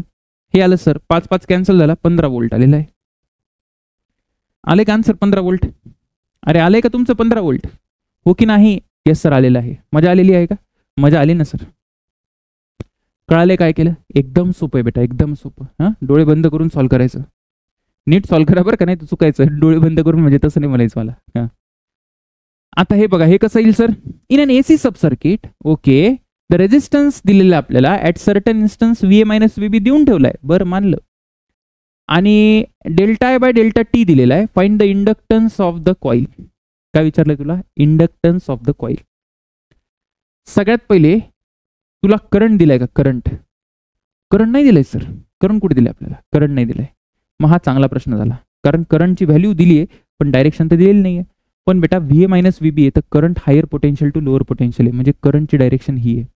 आणि करंट किती दिलाय सर मला, करंट दिलाय ना 0.5 एम्पियर. मानलं, हा मानलं. आता बेटा एक गोष्ट लक्षात ठेव, D I by D T आहे किंवा delta I by delta I by delta T जो आहे ना तो ग्रेटर दॅन 0 आहे. याचा अर्थ आहे ना माझा करंट काय होतोय सर, करंट वाढतोय. करंट वाढतोय ना तर ते मला बघवणार नाही की करंट वाढतोय, बघवेल का मला, बिलकुल नाही बघवणार. करंट का वाढवायचा आहे, करंट वाढवायचा नाहीये, करंट कमी करायचं आहे, म्हणजे बॅटरी अशी येणार. हे तुला कळालं पाहिजे. त्यांनी इथे काय केलंय ना, इथे लँग्वेजचा गेम केला बेटा त्यांनी. आधी तर करंटची डायरेक्शन दिली नाही, मागच्या वेळेस तर देऊन ठेवलं होतं. मग higher potential to lower potential म्हणजे करंट हा झाला, पण करंटचा जो रेट आहे तो पॉझिटिव्ह आहे, म्हणजे करंट वाढायला लागलाय. वाढायचं तर मला कमी करायचं बेटा, म्हणून बॅक ईएमएफ असेल. आणि हा जो ईएमएफ असेल ना सर तो कसा असेल, ईएमएफ ची व्हॅल्यू असेल काय असेल, L D I by D T. L दिलाय का, नाही दिलाय, तोच तर फाइंड करायचा आहे. L into D I by D T किती सर 8, त्याला राहू दे असंच. आता काही करायचं नाहीये बेटा, आता मी डायरेक्ट लिहितो. काय लिहिता सर तुम्ही, आता आपण डायरेक्ट केव्हीएल लावू. केव्हीएल आता पटपट लावायचा. व्हीए, व्हीए आता कसं आहे लॉस होणार आहे. लॉस का होणार sir, higher potential to lower potential चाललोय आपण, ठीक आहे. मायनस 8L. अच्छा करंटच्या दिशेने सर पोटेन्शियल लॉस होतं. I into R, I into R म्हणजे किती येणार आहे 0.5 इंटू आर ची व्हॅल्यू किती आहे, आर आहे सर 0.2 इज इक्वल टू किती आहे सर व्हीबी. व्हीबी आता व्हीए मायनस व्हीबी तुला देऊन ठेवलाय. व्हीए मायनस व्हीबी किती दिलाय, व्हीए मायनस व्हीबी याला जरा आपण अरेंज करू बघा काय येते. व्हीए मायनस व्हीबी जो आहे बेटा तो दिलाय तुला 0.5 मायनस इथे काय येणार आहे सर, इथे येईल तुला 0.1 इज इक्वल टू 8L. हा कॅल्क्युलेशन नीट कर. मग हे आलं सर 0.5 मधून हे गेलं तर 0.4, 0.4 is equal to 8L. L किती आला बेटा 0.2 हेनरी. बघ बरं ऑप्शन मध्ये आहे का 0.2 हेनरी. 0.2 येतील का, 0.02 येईल. एकदा चेक करा बरं. व्ही मायनस व्ही बी किती दिलाय आपल्याला 0.5 दिलाय ना, 0.5 दिलेला आहे आणि हा 0.1 आहे.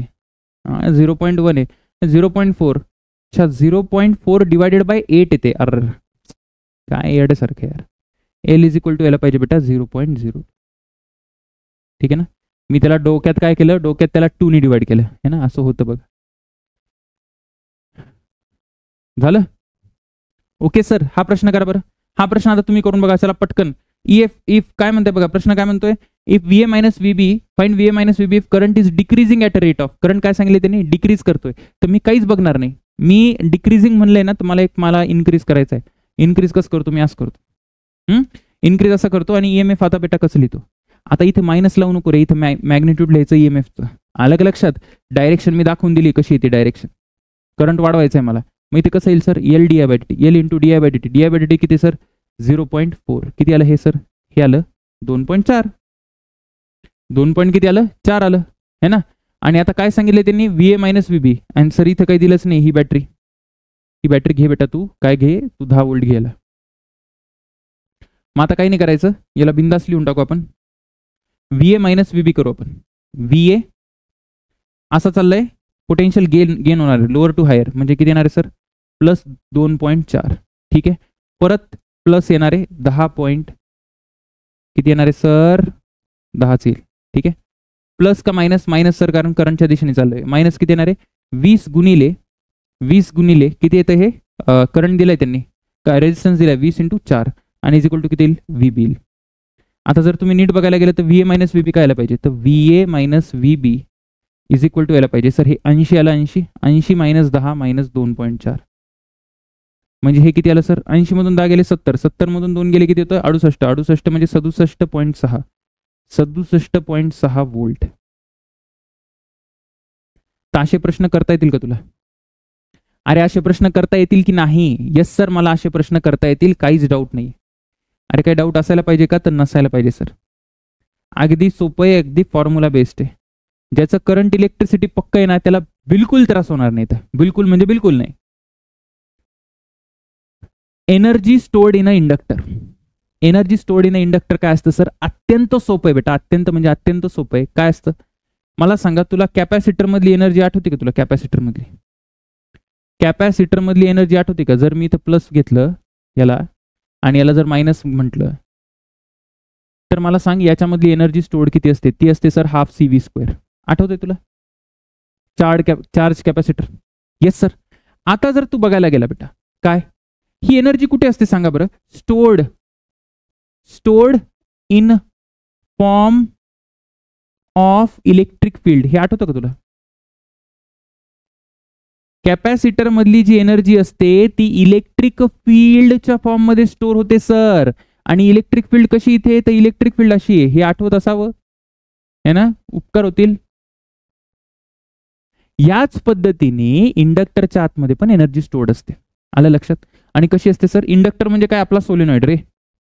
मग कसं असतं की आपला हा सोलेनॉइड बेटा आणि त्याच्या आतमधून जर एक करंट आहे, त्याच्या आतमध्ये सपोज I करंट फ्लो व्हायला लागला असं त्याच्याकडून, तर याच्या आतमध्ये किती एनर्जी असते सर? तर ती असते ½ L × I². आलं लक्षात? ½ L × I². आणि सर ही कुठे कशी स्टोर झाली सर? तर stored in form of magnetic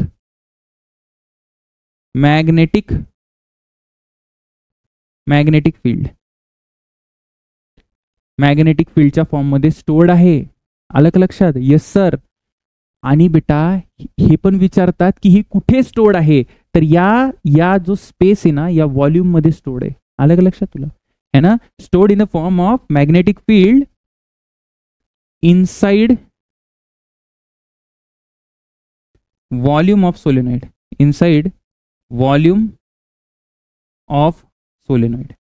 किंवा आपण असं म्हणू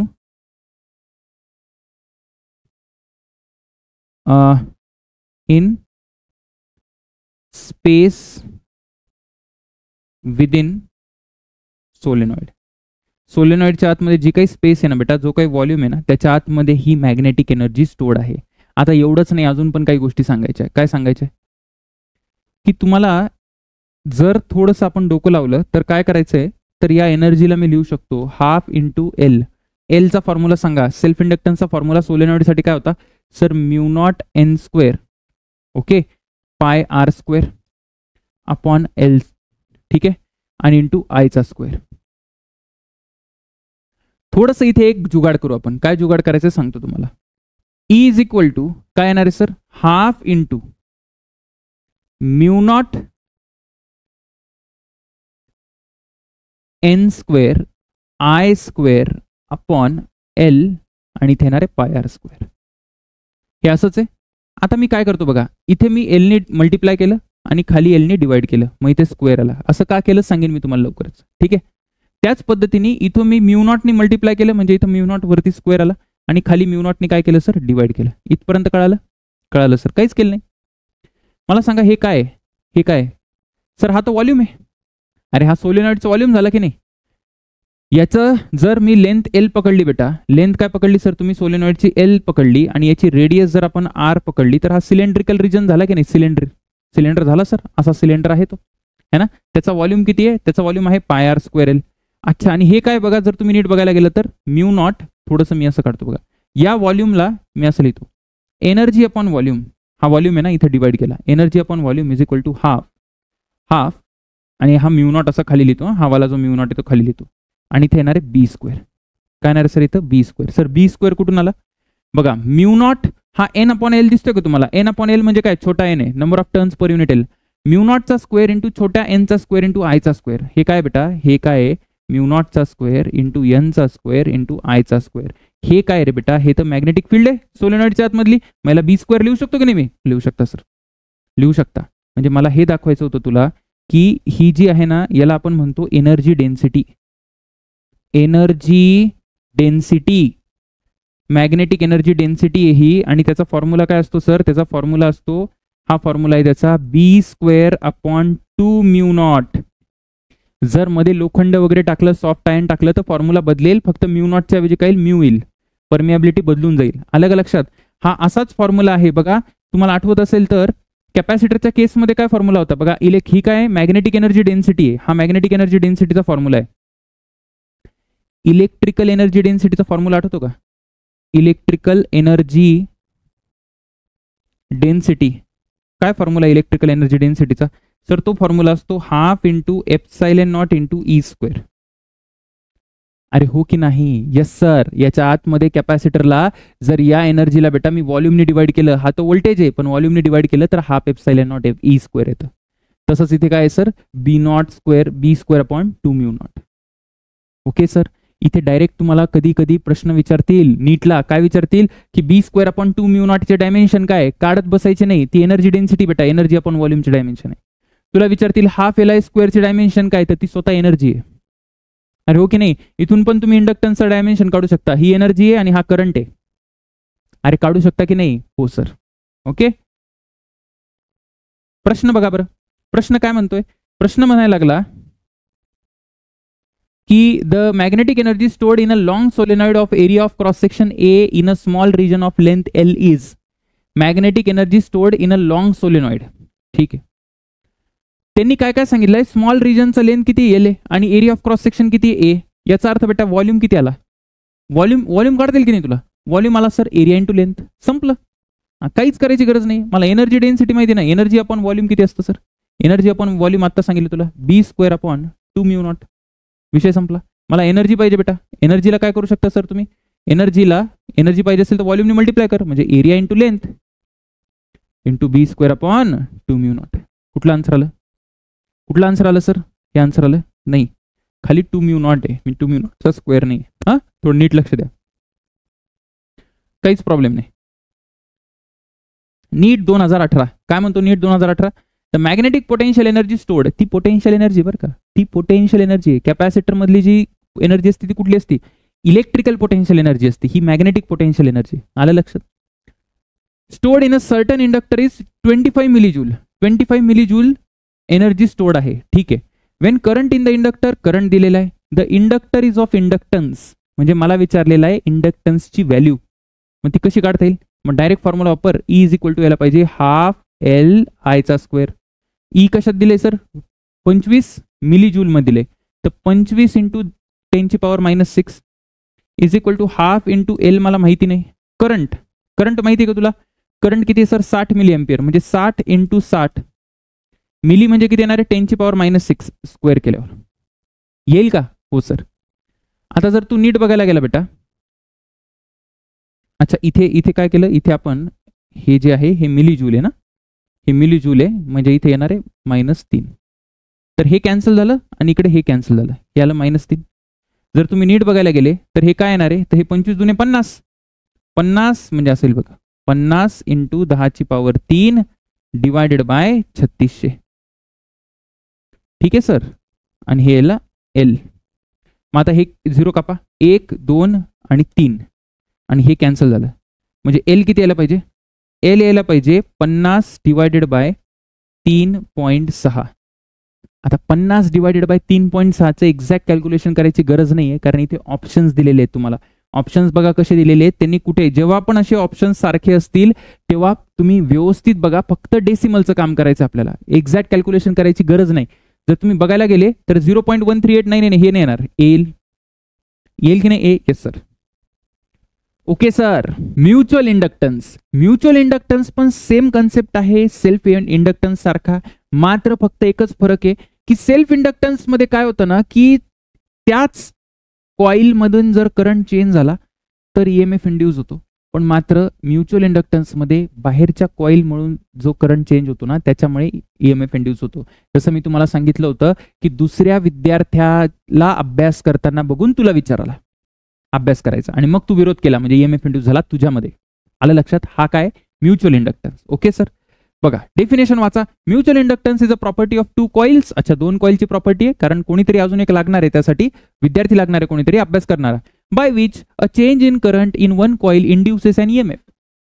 एका कॉइल मध्ये जो चेंज इन करंट आहे त्यांनी ईएमएफ इंड्यूस होतोय. कुठे होतोय सर? दुसऱ्या कॉइल मध्ये. मग याचा सर फॉर्म्युला असेल की आहे ना फॉर्म्युला? बघा आता करायचं डिराइव्ह. येस, सगळ्यात पहिले मी काढतो इंडक्टर. काढलेलं आहे इंडक्टर आणि हे डब्बा इंडक्टर आहे, म्हणजे हे मोठं इंडक्टर आहे. आलं लक्षात? याच्या आतमध्ये एक छोटं इंडक्टर काढू आपण, है ना? दोन इंडक्टर आहे. हे घे छोटं इंडक्टर याच्या आतमध्ये. आणि सर आपण ना एक अझम्पशन करू. काय अझम्पशन करतोय मी इथे? इथे असं अझम्पशन करतोय की दोन्ही इंडक्टरची लेंथ काय बेटा? सेम आहे. म्हणजे दोन्ही सोलेनॉइडची लेंथ काय? इंडक्टर म्हणजे सोलेनॉइड आहे ना, लेंथ सेम आहे. आता सर लेंथ सेम आहे, मग करंट कसं करणार आता? आता बघू, आता एक एक स्टेप नीट बघ. सगळ्यात पहिले आपण काय करू ना, पहिल्या कॉइलमध्ये, आता पहिलं कोण आहे दुसरं कोण आहे ते सांगतो तुला. बाहेरचं जे आहे बेटा ते एक आहे आणि आतमधलं जे सोलेनॉइड आहे ते दोन आहे. आलं लक्षात? आतमधल्या सोलेनॉइडला काय म्हटलं सर तुम्ही? दोन म्हटलं. या हिरव्यावाल्याला आपण दोन म्हणतो. म्हणजे एका मोठ्या सिलेंडरच्या आतमध्ये छोटं सिलेंडर टाकलं ते असं आहे. आता आपण काय करू, आपण सगळ्यात आधी करंट पास करू. कुठून करंट पास करू? आपण करंट पास करून पहिल्या सोलेनॉइड मधून करंट पास करू, म्हणजे बाहेरच्या. मी हे बघतो की बाहेरच्या सोलेनॉइडमुळे जर मी मधून जर करंट पास केला तर आतल्या सोलेनॉइडला कसा ईएमएफ इंड्यूस होतो. तर नीट लक्ष द्या. माझं डेफिनेशन काय बघा. डेफिनेशन आहे बेटा ईएमएफ. काय असतो sir EMF? EMF is equal to असेल minus d phi by D t. पटलं तुला? हो सर पटलं. आता ईएमएफ लिहिताना कसं लिहायचं? EMF is equal to minus D on D T. तसंच राहू दे, थोडंसं नीट बघा. आता सगळ्यात पहिले तू मला एक गोष्ट सांग. काय सांगू सर? सगळ्यात पहिले तुम्हाला सांग बेटा की फ्लक्सचा फॉर्म्युला काय असेल? सर फ्लक्स असेल मॅग्नेटिक फील्ड इंटू एरिया आणि इंटू नंबर ऑफ टर्न. सगळ्यात पहिले आपण फ्लक्स कुणामधून बघतोय? सर फ्लक्स तुम्ही बघताय कुणामधून बघताय? फ्लक्स तुम्ही बघताय सर आतल्या कॉइलमध्ये. का बरं आतल्या कॉइलमध्ये? कारण आपल्याला बाहेरच्या कॉइलमधून जो करंट पास झाला ना त्याच्यामुळे आतमधला ईएमएफ कसा इंड्यूस होतो ते बघायचं आहे. म्हणजे आतला फ्लक्स मला कसा चेंज करतो ते बघायचं. म्हणजे आतला फ्लक्स बघायचा आहे. आतला फ्लक्स कसा बघणार? मला आधी मॅग्नेटिक फील्ड मल्टिप्लाय करावं लागेल. मॅग्नेटिक फील्डनी मल्टिप्लाय करतो. मॅग्नेटिक फील्ड बी.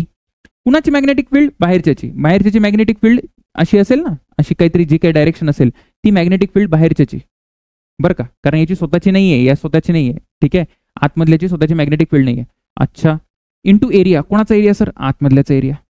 अरे आतमधल्याचा एरिया येईल की नाही? Yes sir, A2.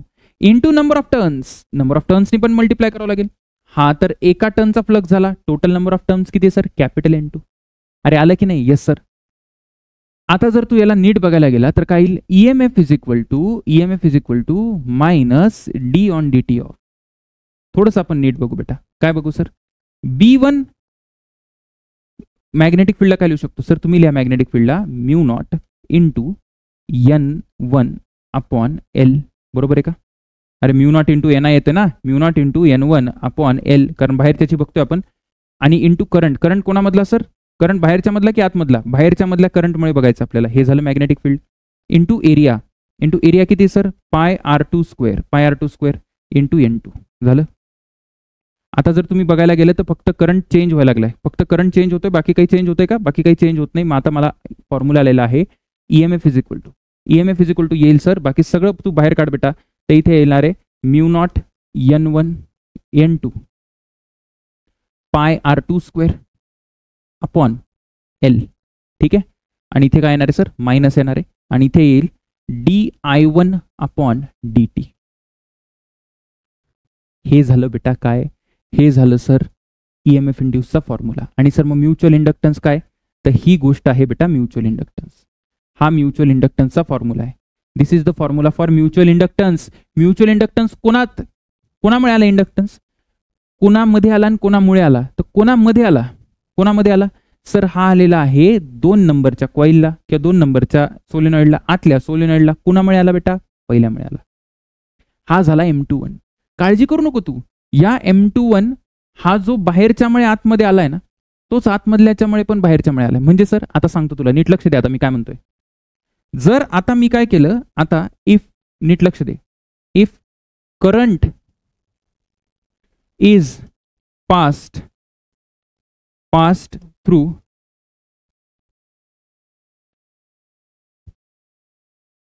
Inner solenoid, तर काय बदलणार आहे? सांगतो काय बदलणार आहे. सगळ्यात पहिले ईएमएफ लिहिताना आजही ईएमएफ कसं लिहिणार आहे मी, आता जरा नीट लक्ष द्या तुम्ही.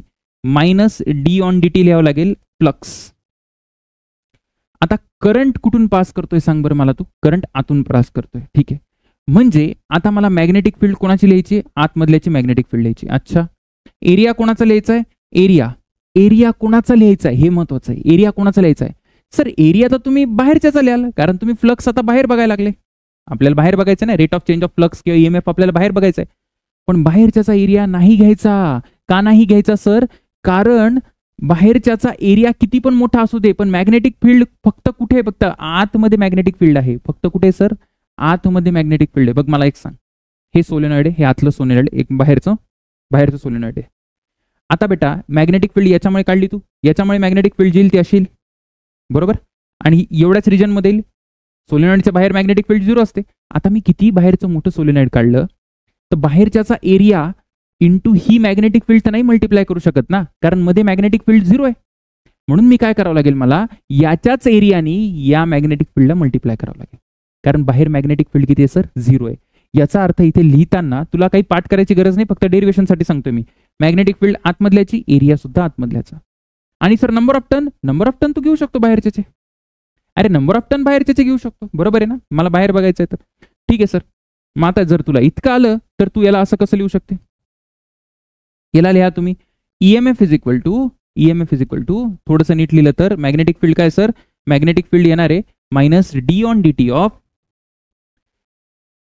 μ0 n2 upon L into I2, ठीक आहे, इंटू I2. एरियाला लिही πr2² इंटू n1. याला जर मी नीट लिहिलं तर काय येईल बेटा? बाकी सगळं बाहेर काढून टाकतो, कॉन्स्टंट येते. हे येईल sir μ0 n1 n2 πr2² upon L, ठीक आहे, अपॉन L. आणि मायनस पण येणार याच्यासोबत. आणि इथे येईल सर di1 नाही, काय येणार आहे सर? di2 upon dt. कळतंय का मी काय म्हणतोय ते? सर आता di2/dt आला. हा, हे दाखवतंय की आतमधल्या सोलेनॉइडमुळे बाहेरच्या मध्ये ईएमएफ इंड्यूस झालेला आहे.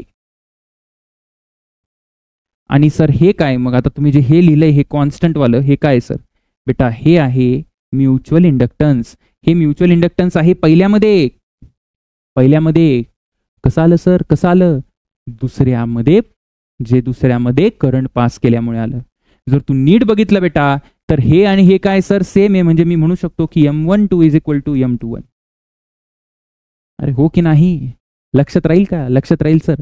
फॉर्म्युला लक्षात ठेवायचा. इथे n² च्या ऐवजी n1 n2 आलं, ठीक आहे. खाली लेंथ होती, आधी पण लेंथ आहे. आणि πr2². एरियानी कुठला एरिया घेशील तू? फक्त आतमधल्या सोलेनॉइडचा घेशील. बाकी डेरिवेशन काही जास्त महत्वाचं नाही. आलं का लक्षात तुला? ओके सर, लक्षात आलेलं आहे. इथे सुद्धा फ्लक्सला तो फॉर्म्युला तुम्ही वापरू शकता. फ्लक्सला बघा, हे तुम्ही इक्वेशन लक्षात घ्या. जेव्हा मी म्हणतो ना, ही इक्वेशन बघा मी काय लिहिले. ईएमएफ लिहिताना कसं लिहू शकतो आपण इथे? सर ईएमएफ लिहिताना तुम्ही लिहू शकता EMF is equal to -m. आता M21 आणि M1 इक्वलच आहे, तर -m लिहितो मी. आणि इथे di1/dt. हे काय दाखवतंय माहिती का? हे दाखवतंय की पहिल्या कॉइलमध्ये जेव्हा करंट चेंज झाला ना, तेव्हा हा दुसऱ्या कॉइलचा, हा ईएमएफ कोणामध्ये? हा दुसऱ्या कॉइलमध्ये ईएमएफ आहे. हा दुसऱ्या कॉइलमध्ये ईएमएफ आहे बेटा. दुसऱ्या कॉइलमध्ये ईएमएफ इंड्यूस झाला सच दॅट त्याची व्हॅल्यू किती आहे? EMF2 is equal to -m di/dt. आणि हा मायनस काय दाखवतोय की पहिल्या कॉइलचा जो करंट चेंज झाला ना, त्या करंटनी जो काही ईएमएफ म्हणजे जो काही फ्लक्स चेंज केला असेल त्या फ्लक्सला अपोज करायचं काम करतोय. आलं लक्षात? Okay sir. आणि याला मी m म्हणून टाकतो, म्हणजे काही कन्फ्युजन ची गरज नाहीये. मी फ्लक्सला जनरल असं पण लिहू शकतो बेटा, जसं मगाशी लिहिलं होतं, total flux is equal to काय लिहू शकतो, total flux is equal to MI. हा फॉर्म्युला कामात येईल है ना. आता याचा वापर कसा करायचा ते बघू आपण न्यूमरिकलमध्ये. सोपं, एकदम सोपे. काही सगळ्यात पहिले नंबर ऑफ टर्न्स हे बघितले आपण. Number of turns N1 N2 वर डायरेक्ट डिपेंड करतो, एरियावर डिपेंड करतो, आतमधल्या सोलेनॉइडचा जो एरिया आहे त्याच्यावर. त्याच्यानंतर डिस्टन्स बिटवीन द कॉइलवर कसा करतो सर सांगतो, आणि परमिएबिलिटीवर करतो हे तर माहिती आहे तुम्हाला, पण या दोन गोष्टी नवीन आहेत. रिलेटिव्ह ओरिएंटेशन काय सर, आणि डिस्टन्स बिटवीन द कॉइल काय. बघा एक लक्षात ठेवा, माझ्याकडे जर दोन कॉइल आहे, जसं एक ही कॉइल आहे आणि याच्याच समोर मी दुसरी कॉइल ठेवली, ठीक आहे. आता मला काय करायचंय, यांचा म्युच्युअल इंडक्टन्स फाइंड करायचा आहे. जसं मी म्हटलं की या कॉइलमधून जर आपण I करंट पास केला, तर या कॉइलमधून करंट पास केल्यानंतर या दुसऱ्या कॉइलमध्ये किती EMF इंड्यूस होईल किंवा किती फ्लक्स असोसिएट होईल, त्याला आपण म्युच्युअल इंडक्टन्सनी रिलेट करतो. आता कसं करणार मी लिहू शकतो phi is equal to MI, बरोबर आहे. phi is equal to MI, याच्या आतमध्ये जो फ्लक्स येणार आहे तो याच्यातल्या करंटमुळे येणार आहे. याला डिफरन्शिएट केलं तर परत तेच येणार आहे, d∅dt is equal to minus MdI/dt, बरोबर. पण मला आता एक सांगायचं आहे तुम्हाला, काय सर, की बेटा हा जितका फ्लक्स जास्त असेल ना, फ्लक्स जेवढा जास्त असेल बरं का, तेवढंच माझा म्युच्युअल इंडक्टन्स काय पाहिजे, जास्त पाहिजे. दिसतंय का तुला, फ्लक्स जेवढा जास्त असेल तेवढा म्युच्युअल इंडक्टन्स जास्त पाहिजे. आता फ्लक्स जास्त कधी असेल, फ्लक्स तेव्हा जास्त असेल जेव्हा मॅग्नेटिक फील्ड जास्त असेल, है ना. कारण एरिया तर नाही बदलत, नंबर ऑफ टर्न्स पण तेवढेच पकड. म्हणजे मॅग्नेटिक फील्ड आता याच्यामुळे कशी येणार आहे सर, याच्यामुळे अशी मॅग्नेटिक फील्ड येईल ॲक्सिसवर. आता ही जी मॅग्नेटिक फील्ड आहे, तर ही मॅग्नेटिक फील्ड कमी होईल. कधी कमी होईल, जेव्हा मी या कॉइलला दूर नेलं तर, आणि या कॉइलला जर जवळ नेलं तर मॅग्नेटिक फील्ड काय होणार आहे, वाढणार आहे. याचा अर्थ distance between the coils matter करतो म्युच्युअल इंडक्टन्समध्ये. अजून एक गोष्ट आहे, काय सर, ओरिएंटेशन. आता मला सांगा, याचं ओरिएंटेशन असं न करता ही एक कॉइल घेतली मी, ठीक आहे, आणि एक दुसरी कॉइल अशी घेतली बघ. हे कळालं का तुला कसं घेतलं, हे याच्या एक असं आहे आणि एक असं आहे, ठीक आहे ना. म्हणजे बघा, ही अशी आडवी आहे आणि एक अशी उभी, एक अशी उभी आहे. आता असं केल्यावर काय होईल, असं केल्यावर काय झालं, सपोज मी या कॉइलमधून जर करंट पास केला, तर हा I करंट आहे. आता मॅग्नेटिक फील्ड कशी येईल, या कॉइलमुळे मॅग्नेटिक फील्ड सर अशी येईल वरती. आता तुम्हाला एक गोष्ट सांग, ही मॅग्नेटिक फील्ड जी आहे बेटा, ही मॅग्नेटिक फील्ड या दुसऱ्या कॉइलला, जी कॉइल अशी उभी आहे बघा, जी कॉइल अशी उभी आहे, कशी उभी आहे सर, अशी उभी आहे, तर याला फ्लक्स काही येऊ शकणार आहे का, नाही. कारण याचा एरिया वेक्टर कुठे, या प्लेनमध्ये नाही, या प्लेनमध्ये बघा, याचा एरिया वेक्टर तुमच्याकडे. याचा अर्थ सर, एरिया वेक्टर आणि मॅग्नेटिक फील्डमध्ये किती अँगल झाला, 90 डिग्री अँगल झाला. म्हणजे इथे फाय किती आहे बेटा, या केसमध्ये फाय 0 आहे. जर फाय 0 आहे, याचा अर्थ म्युच्युअल इंडक्टन्स काय झाला, म्युच्युअल इंडक्टन्स पण 0 झाला. याचा अर्थ तुम्ही कसं ओरिएंट करता एखाद्या कॉइलला, कसं पकडता ते पण मॅटर करतं. हेच असं न करता मी असं केलं, ओव्हरलॅप केलं त्यांना, ही अशी कॉइल आहे आणि त्याच्यावरती अशी दुसरी कॉइल आहे. आता म्युच्युअल इंडक्टन्स मॅक्सिमम होईल, पण असं केलं तर आता नाही होणार, आता नाही होणार, आता 0 होऊन जाईल. आलं का लक्षात. तर यालाच आपण काय म्हणतो, ओरिएंटेशन म्हणतो, ठीक आहे. चला प्रश्न बघा, 2 coils are placed close to each other, ठीक आहे. The mutual inductance of the pair कशावर डिपेंड करतो सर, म्युच्युअल इंडक्टन्स कशावर डिपेंड करतो, तुम्हाला आठवतंय का. फॉर्म्युला तर तुम्हाला माहितीच आहे, पण बघा काय काय म्हणतोय, करंटवर बिलकुल करत नाही. म्युच्युअल इंडक्टन्स, सेल्फ इंडक्टन्स हे प्रॉपर्टी आहे, जॉमेट्रीवर, ओरिएंटेशन असे. म्युच्युअल इंडक्टन्स तर जॉमेट्रीवर, ओरिएंटेशनवर, कोरवर डिपेंड करतं.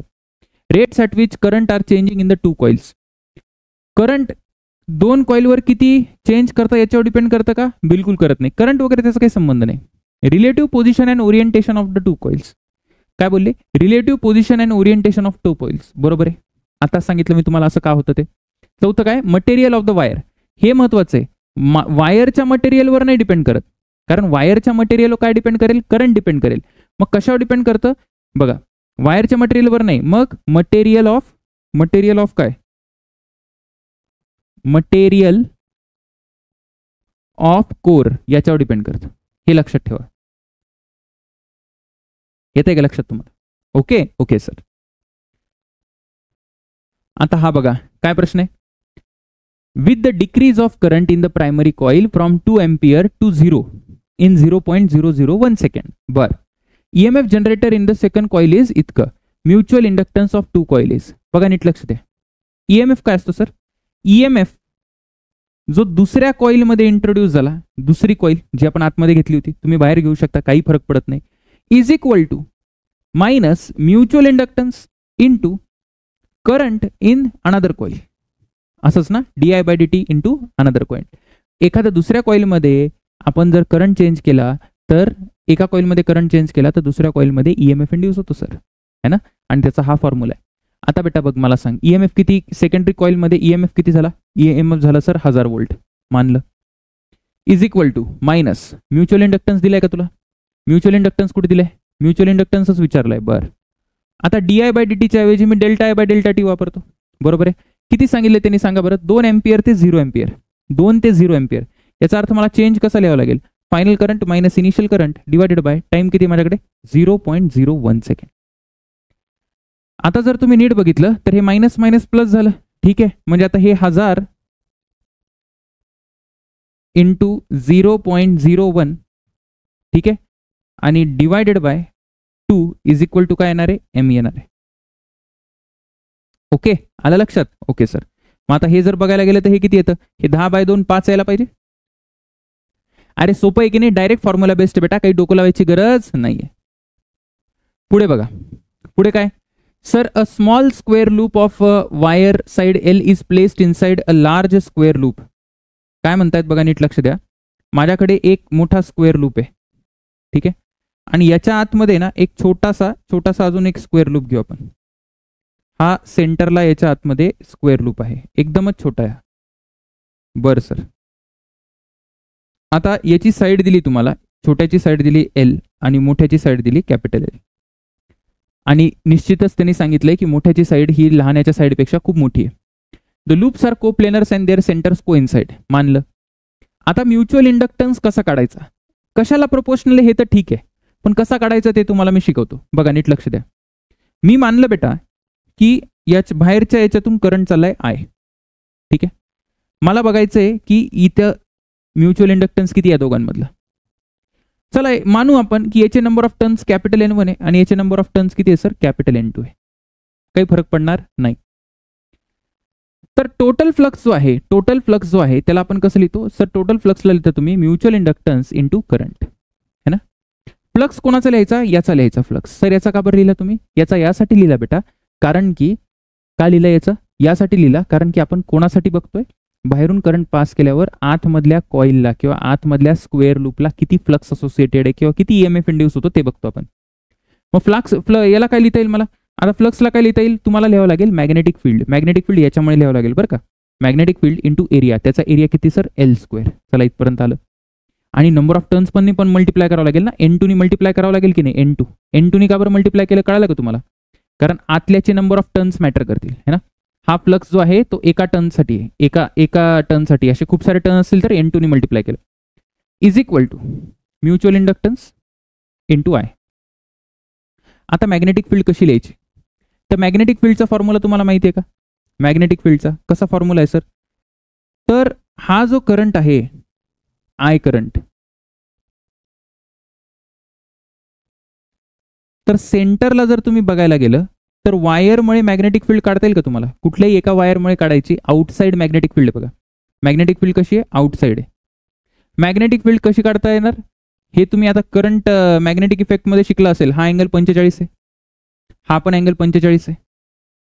आणि सर हा डिस्टन्स किती आहे? हा जो परपेंडिक्युलर डिस्टन्स आहे हा किती आहे? तर हा मोठा L/2 आहे, है ना. मी डायरेक्ट लिहितो बघा, सगळ्या वायरमुळे सेमच येणार आहे. बघा मी कसं लिहितो इथे, N2L² तसाच लिही. आता इंटू मॅग्नेटिक फील्ड कसं येणार बघा. टोटल माझ्याकडे आता बाहेरच्या कॉइलला पण टर्न्स आहेत की नाही? टोटल किती टर्न्स आहेत बाहेरच्या कॉइलला? N1 टर्न्स आहे. मग मला N1 नी मल्टिप्लाय करावं लागेल. N1 नी आधी मल्टिप्लाय करतो, त्याच्यानंतर मी 4 टाइम्स लिहितो. 4 टाइम्स का बरं लिहितो सर? कारण माझ्याकडे 4 वायर आहेत, ठीक आहे. 4 wire, 4 times mu not I upon काय येणार आहे? अपॉन सर 4 पाय डी च्या आगे लिहितो L/2, ठीक आहे. L/2 आणि इथे काय येणार आहे सर? Sign 45 plus sign 45. झाला प्रश्न. आणि इज इक्वल टू इथे येईल MI. आता जर तुम्ही नीट बघितलं तर आय ने आय कॅन्सल झाला. तर म्युच्युअल इंडक्टन्स कशाला प्रोपोर्शनल आहे, त्यांनी प्रोपोर्शनल विचारले. कॅल्क्युलेशन तुम्ही करून घ्या, हे काही नाही येणार. sin 45 प्लस sin 45 किती येणार आहे, 1/√2 1/√2, हे √2 येऊन जाईल बेटा, है ना. हा 4 कॅन्सल येऊन जाईल. हा √2 आहे, 2√2 जे काही येईल. बघा कशाला प्रोपोर्शनल आहे, मी डायरेक्ट लिहितो. Mutual inductance is directly proportional to छोटा एलचा square divided by capital L. हा डिव्हिजन मध्ये येतोय कॅपिटल एल. मी तुम्हाला तसं पूर्ण एक्सप्रेशन काढून दिले, पण त्यांनी फक्त प्रोपोर्शनॅलिटी विचारले, तर प्रोपोर्शनॅलिटी असेल. कळालं कसं करायचं? अरे सोपं आहे की नाही? हो सर. हे 2-3 एक्झाम्पल जे आता घेतलं आणि मागे पण एक सर्क्युलर कॉइलचं सोडवून दिलंय मी, ते लक्षात ठेवा, कारण बरेचदा काय आहे ना, बरेचदा तुम्हाला म्युच्युअल इंडक्टन्स काढायला होतात. हा प्रश्न बघा, काय प्रश्न आहे sir? There are 2 long coaxial solenoids of same length. Long coaxial solenoid, inner and outer other coil have radius दिले, नंबर ऑफ टर्न्स दिले. बरं ठीक आहे. The ratio of mutual inductance to self inductance of inner coil. तर mutual इंडक्टन्सचा formula तुम्हाला माहिती सोलेनॉइडसाठी काय असतो सर? तो असतो μ0 n1 n2 पाय r2 स्क्वेअर. छोटी कॉइल आहे ना आतमधली, ठीक आहे. आणि कसं सांगितलं त्यांनी, of same length the inner and outer. ठीक आहे, त्यांनी इथे इनर कॉइल घेतली आहे. इनर कॉइल म्हणजे R1 रेडियसची आहे ना, मग इथे मी R1 लिहितो. आपण जे फॉर्म्युला लिहिलाय तो तिथे मी R2 घेतलाय इनर, पण इथं R1 आहे म्हणून इथं R1 लिहिलंय. ठीक आहे, डिवायडेड बाय एल. हा झाला म्युच्युअल इंडक्टन्स. तुम्हाला काय करायचं, सेल्फ इंडक्टन्स लिहायचं. सेल्फ इंडक्टन्स कोणाचा सर? पहिल्या कॉइलचा का दुसऱ्या? आतल्या कॉइलचा लिहिलाय. मग सेल्फ इंडक्टन्सचा फॉर्म्युला काय? तर μ0 इंटू n. आता आतली कॉइल म्हणजे n1 चा स्क्वेअर पाय R1 चा स्क्वेअर अपॉन एल, असं येईल की नाही? आता म्युच्युअल इंडक्टन्स आणि सेल्फ इंडक्टन्सचा रेशो, म्हणजे याचा जर रेशो विचारला मला कोणी, तर तो रेशो किती येणार आहे? काय काय कॅन्सल होते बघा, सगळंच कॅन्सल होईल. फक्त काय राहील, इथे राहणार आहे, काय राहील सर? इथे n1 आहे बघा, n1 n2 आणि डिवायडेड बाय n1 चा स्क्वेअर, म्हणजे इथे राहणार आहे n2 अपॉन n1. आता n2 अपॉन n1 ला अजून कसं लिहू शकतो मी? n2 अपॉन n1 ला काय करता येईल बघा, मी असं लिहू शकतो याला, n2 upon small L divided by n1 upon small L. अरे करू शकतो की नाही? करू शकतो की नाही? न्यूमरेटर आणि डिनॉमिनेटरला 1/l ने मल्टिप्लाय केलं मी, चालतंय की, काय प्रॉब्लेम आहे? हा, मग याचा अर्थ सर हे किती झालं? हे झालं बेटा छोटा n2 डिवायडेड बाय मोठा, म्हणजे छोटा n1. Number of turns per unit length, कारण त्याच्या टर्म मध्ये आन्सर दिले, नुसतं हे दिलं असं तरी चाललं असतं है ना. म्हणजे आन्सर काय आला पाहिजे सर? आन्सर आला पाहिजे ए. अरे सोपं आहे का? अत्यंत सोपं आहे बेटा, काही प्रॉब्लेम नाही. ओके, पुढे बघा, पुढे काय म्हणतायत? 2 coaxial coils are very close to each other and their mutual inductance is 5 milli henry. Mutual inductance दिलेला आहे, करंट सुद्धा दिलेला आहे. एका कॉइल मध्ये करंट दिलेला आहे, peak value of induce EMF in another coil विचारलाय. म्हणजे कसं बघा, आता म्युच्युअल इंडक्टन्स विचारलाय, म्युच्युअल इंडक्टन्स देऊन ठेवलाय. किती दिलाय sir mutual inductance? 5 milli henry. ठीक आहे, करंट किती आहे? करंट आहे सर 50 एम्पियर. ठीक आहे, करंट म्हणजे 50 एम्पियर आणि इंटू साइन 500t. ठीक आहे, आता त्यांनी काय सांगितले? Peak value of EMF. मी डायरेक्ट लिहितो बघा, ईएमएफ इंड्यूसला मी लिहू शकतो -m di/dt. मग -m ला काय लिहायचं? -m म्हणजे 5 मिली हेनरी येते, -5 मिली म्हणजे 10⁻³ त्याच्यानंतर di/dt, याला डिफरन्शिएट कर. याला डिफरन्शिएट करताना कसं कराल नीट बघा, 50 राहील, साईनचं होऊन जाणार कॉस, साईनचं कॉस होऊन जाईल, कॉस 500t, आणि 500t ला पण तर डिफरन्शिएट कराल ना चेन रूल नुसार, म्हणजे इथे येणार 500, असं काहीतरी येईल. आता हे झालं काय? ईएमएफ. पण त्यांनी विचारला पीक व्हॅल्यू. पीक व्हॅल्यू मध्ये काय आहे ना, कॉस. पीक म्हणजे काय? मॅक्सिमम. मॅक्सिमम मध्ये कॉस काय होऊन जाईल? 1 येऊन जाईल. मॅक्सिमम मध्ये कॉस 1 येईल, म्हणजे काय येणार आहे? आन्सर काय आला पाहिजे? तर तुम्ही नीट बघितलं तर हे 10⁻³ आणि हे 3 कॅन्सल होऊन जाईल. म्हणजे उरलं काय? उरलं असं, ईएमएफचा मॅक्सिमम व्हॅल्यू किंवा पीक व्हॅल्यू जर मी म्हटली तर ती किती येणार आहे सर? तर ती येणार आहे 5 5 25 आणि 25 × 5 125, -125 व्होल्ट है ना. जर मॅग्निट्यूड पकडलं तर काय येणार आहे सर? डी आन्सर यायला पाहिजे. अरे सोपं आहे का? अत्यंत सोपं आहे, काही नाही, फक्त डिफरन्शिएट मारायचं, काहीच नाही या क्वेश्चन मध्ये. Okay sir, okay. त्याच्यानंतर हा छोटासा एक सब टॉपिक आहे, याच्यावर प्रश्न तर आलेला नाहीये, पण थोडंसं माहिती असल्यावर काही हरकत नाही. ठीक आहे, आता सेल्फ इंडक्टन्स आणि म्युच्युअल इंडक्टन्स मध्ये एक नातं आहे. एक फॉर्म्युला मी डायरेक्ट लिहितो बघा, त्याचं डेरिवेशन महत्वाचं नाही आहे, पण फॉर्म्युला महत्वाचा आहे. M is equal to K under root of L1 L2. जर तुम्हाला दोन कॉइलचा म्युच्युअल इंडक्टन्स म्हणजे दोन कॉइल मधला म्युच्युअल इंडक्टन्स काढायचा असेल तर त्यांच्या सेल्फ इंडक्टन्सला मल्टिप्लाय करून रूट घ्यायचा आणि इंटू के. हा जो के असतो ना, हा जो के आहे ना बेटा, हा कॉन्स्टंट आहे. ठीक आहे ना, हा कॉन्स्टंट आहे. आता थोडंसं एक लक्ष द्या, जेव्हा आता बघा या केसमध्ये जर तुम्ही बघायला गेलं ना तर हे दोन्ही कॉइल्स जे आहेत ना ते एकदम जवळ आहे. जवळ जर असले ना, जवळ असले तर काय होतं ना, फ्लक्स लिंकेज जास्त होतो.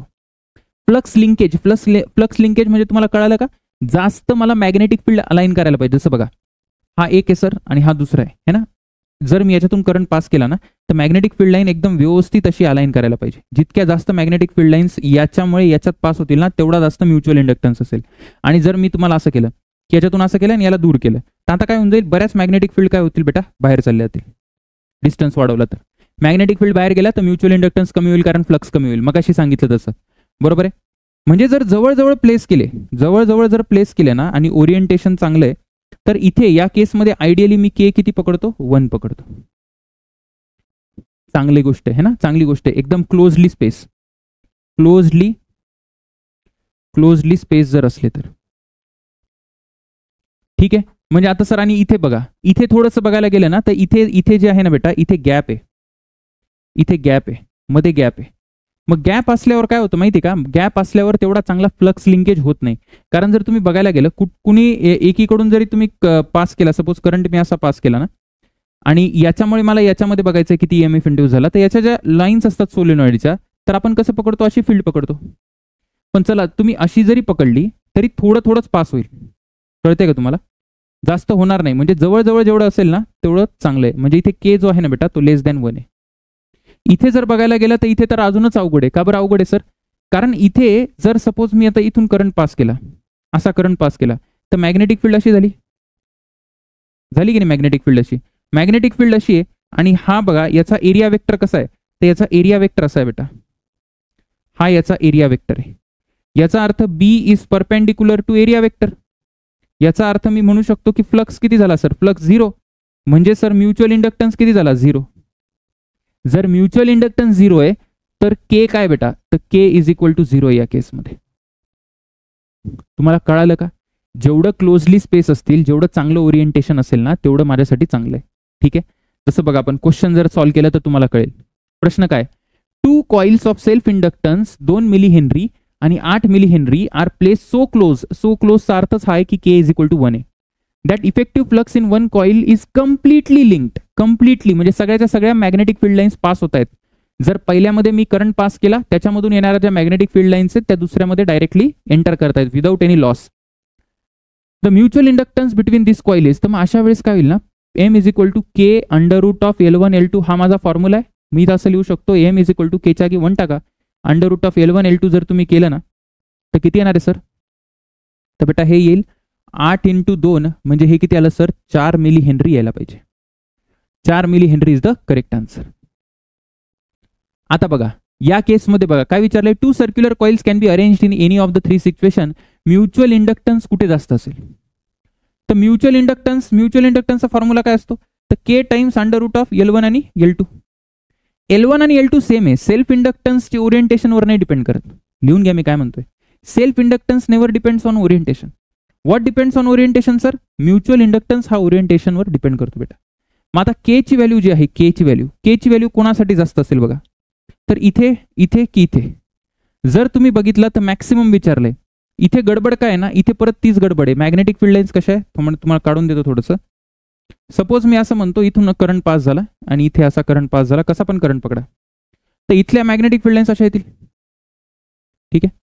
आता एखाद दुसरी मॅग्नेटिक फील्ड लाईन्स अशी आली पण, चुकून जर आली पण, तरी बेटा याचा जो एरिया वेक्टर आहे ना, तो एरिया वेक्टर 90 डिग्री कट करतोय. म्हणजे इथे फ्लक्स खूप कमी असणार आहे. कळते का तुम्हाला, फ्लक्स कमी असणार आहे कारण मॅग्नेटिक फील्ड लाईन पास करून होत नाही, ती परपेंडिक्युलर नाही, अलॉंग द एरिया पाहिजे, मगच जास्त फ्लक्स असेल. इथे पण तोच प्रॉब्लेम आहे.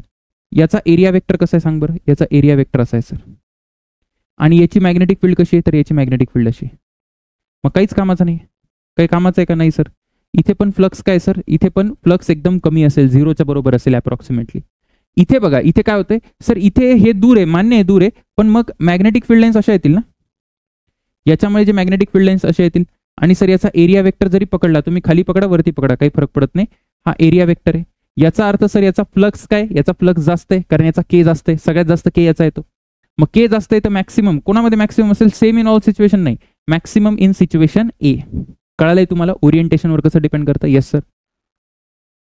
हा एक प्रश्न बघा, या प्रश्नामध्ये काय, two coils of self inductance L1 L2 are connected in series combination having the mutual inductance M, the equivalent self inductance of the combination. असे प्रश्न जर तुम्हाला आले तर तुम्ही एक लक्षात ठेवा की जो equivalent self inductance of the combination आहे ना, म्हणजे मला म्हणायचं L इक्विव्हॅलंट, तर त्याला कसं लिहायचं बघा, त्याला लिहायचं बेटा L1 प्लस L2 ला काही प्रॉब्लेम येणार नाही. हे जर का कधी याच्यामध्ये आहे सिरीजमध्ये तर L1 प्लस L2 येणार आहे. मात्र इथे येईल minus 2M. Sir minus 2M कुठून येणार, मायनस 2M म्हणजे म्युच्युअल इंडक्टन्स. बघा याचा या काय असतं, हा फॉर्म्युला लक्षात ठेवा फक्त तुम्ही. हा मायनस 2M केला जेव्हा म्युच्युअल इंडक्टन्स तुम्ही कन्सिडर कराल तेव्हा. नॉर्मली आपण इथे पकडत नाही, जसं रेजिस्टन्स असताना काय करतो आपण, equivalent resistance R1 plus R2, पण इथे मायनस 2M का घेतला, कारण आता म्युच्युअल इंडक्टन्स कन्सिडर केलाय. याचा एक अजून फॉर्म्युला येतो, काय फॉर्म्युला येतो, L equivalent is equal to, इथे L1 प्लस L2 तसंच राहतं, ठीक आहे, पण आहे ना आता इथे प्लस 2M येऊन जाईल. आता सर मायनस 2M कधी येतो आणि प्लस 2M कधी येतो, तर मायनस 2M तेव्हा येतो जेव्हा मॅग्नेटिक फील्ड आहे ना, मॅग्नेटिक फील्ड सेम डायरेक्शनला असते बेटा, सेम डायरेक्शन. आणि इथे प्लस कधी, सॉरी मायनस तेव्हा येतो जेव्हा मॅग्नेटिक फील्ड अपोजिट डायरेक्शनला असते, अपोजिट डायरेक्शन. आणि सर इथे प्लस कधी येणार आहे, तर जेव्हा मॅग्नेटिक फील्ड सेम डायरेक्शनला असते. तुम्हाला सांगतो उदाहरणाने सांगतो. आता हे बघा, इथे जर तुम्ही नीट बघायला गेला तर मी काय पकडतो, मी पकडतो की हे आता या केसमध्ये जर तुम्ही बघायला गेला तर हे दोन्ही सिरीजमध्ये, कारण हा करंट असा झाला, असा जाऊन असा येईल करंट, ठीक. आता जर बघितलं ना तर करंटची डायरेक्शन बघा, एकीकडे सोलेनॉइडच्या आत करंट चाललाय है ना, इकडून असा लेफ्ट टू राईट चाललाय आणि इकडून सर राईट टू लेफ्ट चाललाय. करंटची डिरेक्शन कारण की वेगळी पडते. याचा अर्थ जर मी म्हणू शकतो की मॅग्नेटिक फील्ड पण काय असेल,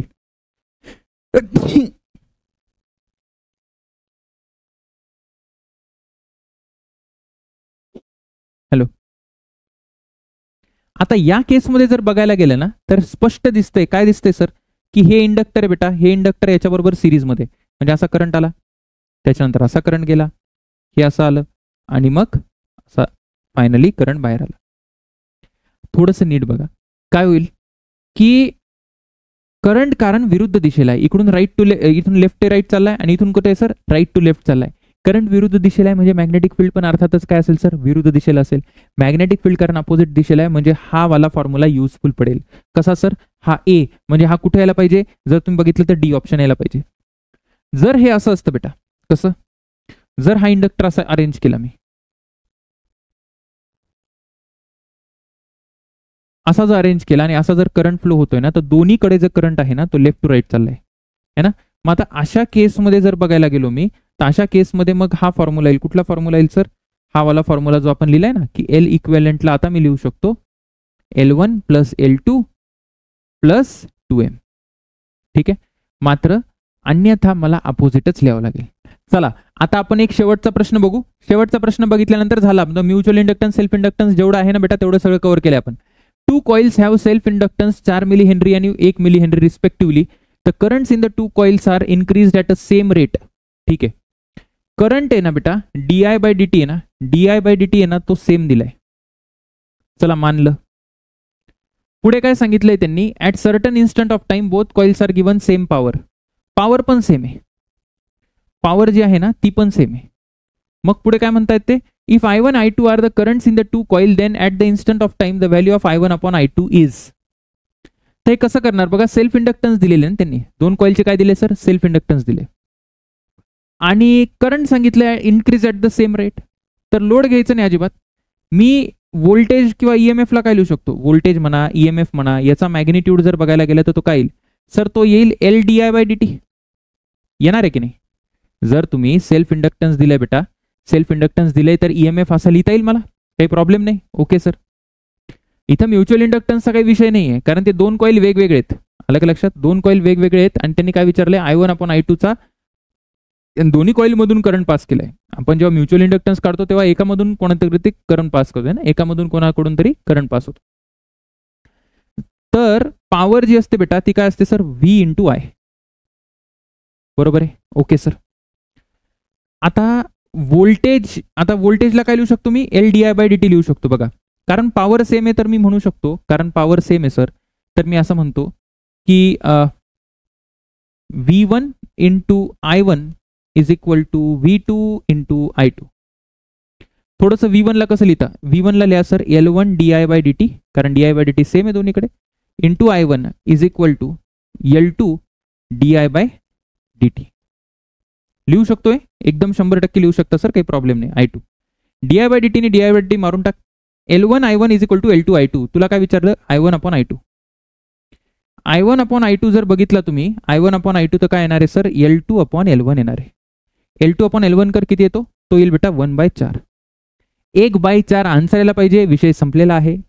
अशा पद्धतीने आपण म्युच्युअल इंडक्टन्स आणि सेल्फ इंडक्टन्सचे जेवढे काही प्रश्न येतात ना तेवढे सगळे कव्हर केलेले आहेत. पुढच्या लेक्चरला LR सर्किट घेऊन टाकू आणि त्याच्यानंतर मग AC जनरेटर करून हा चॅप्टर संपवून टाकू.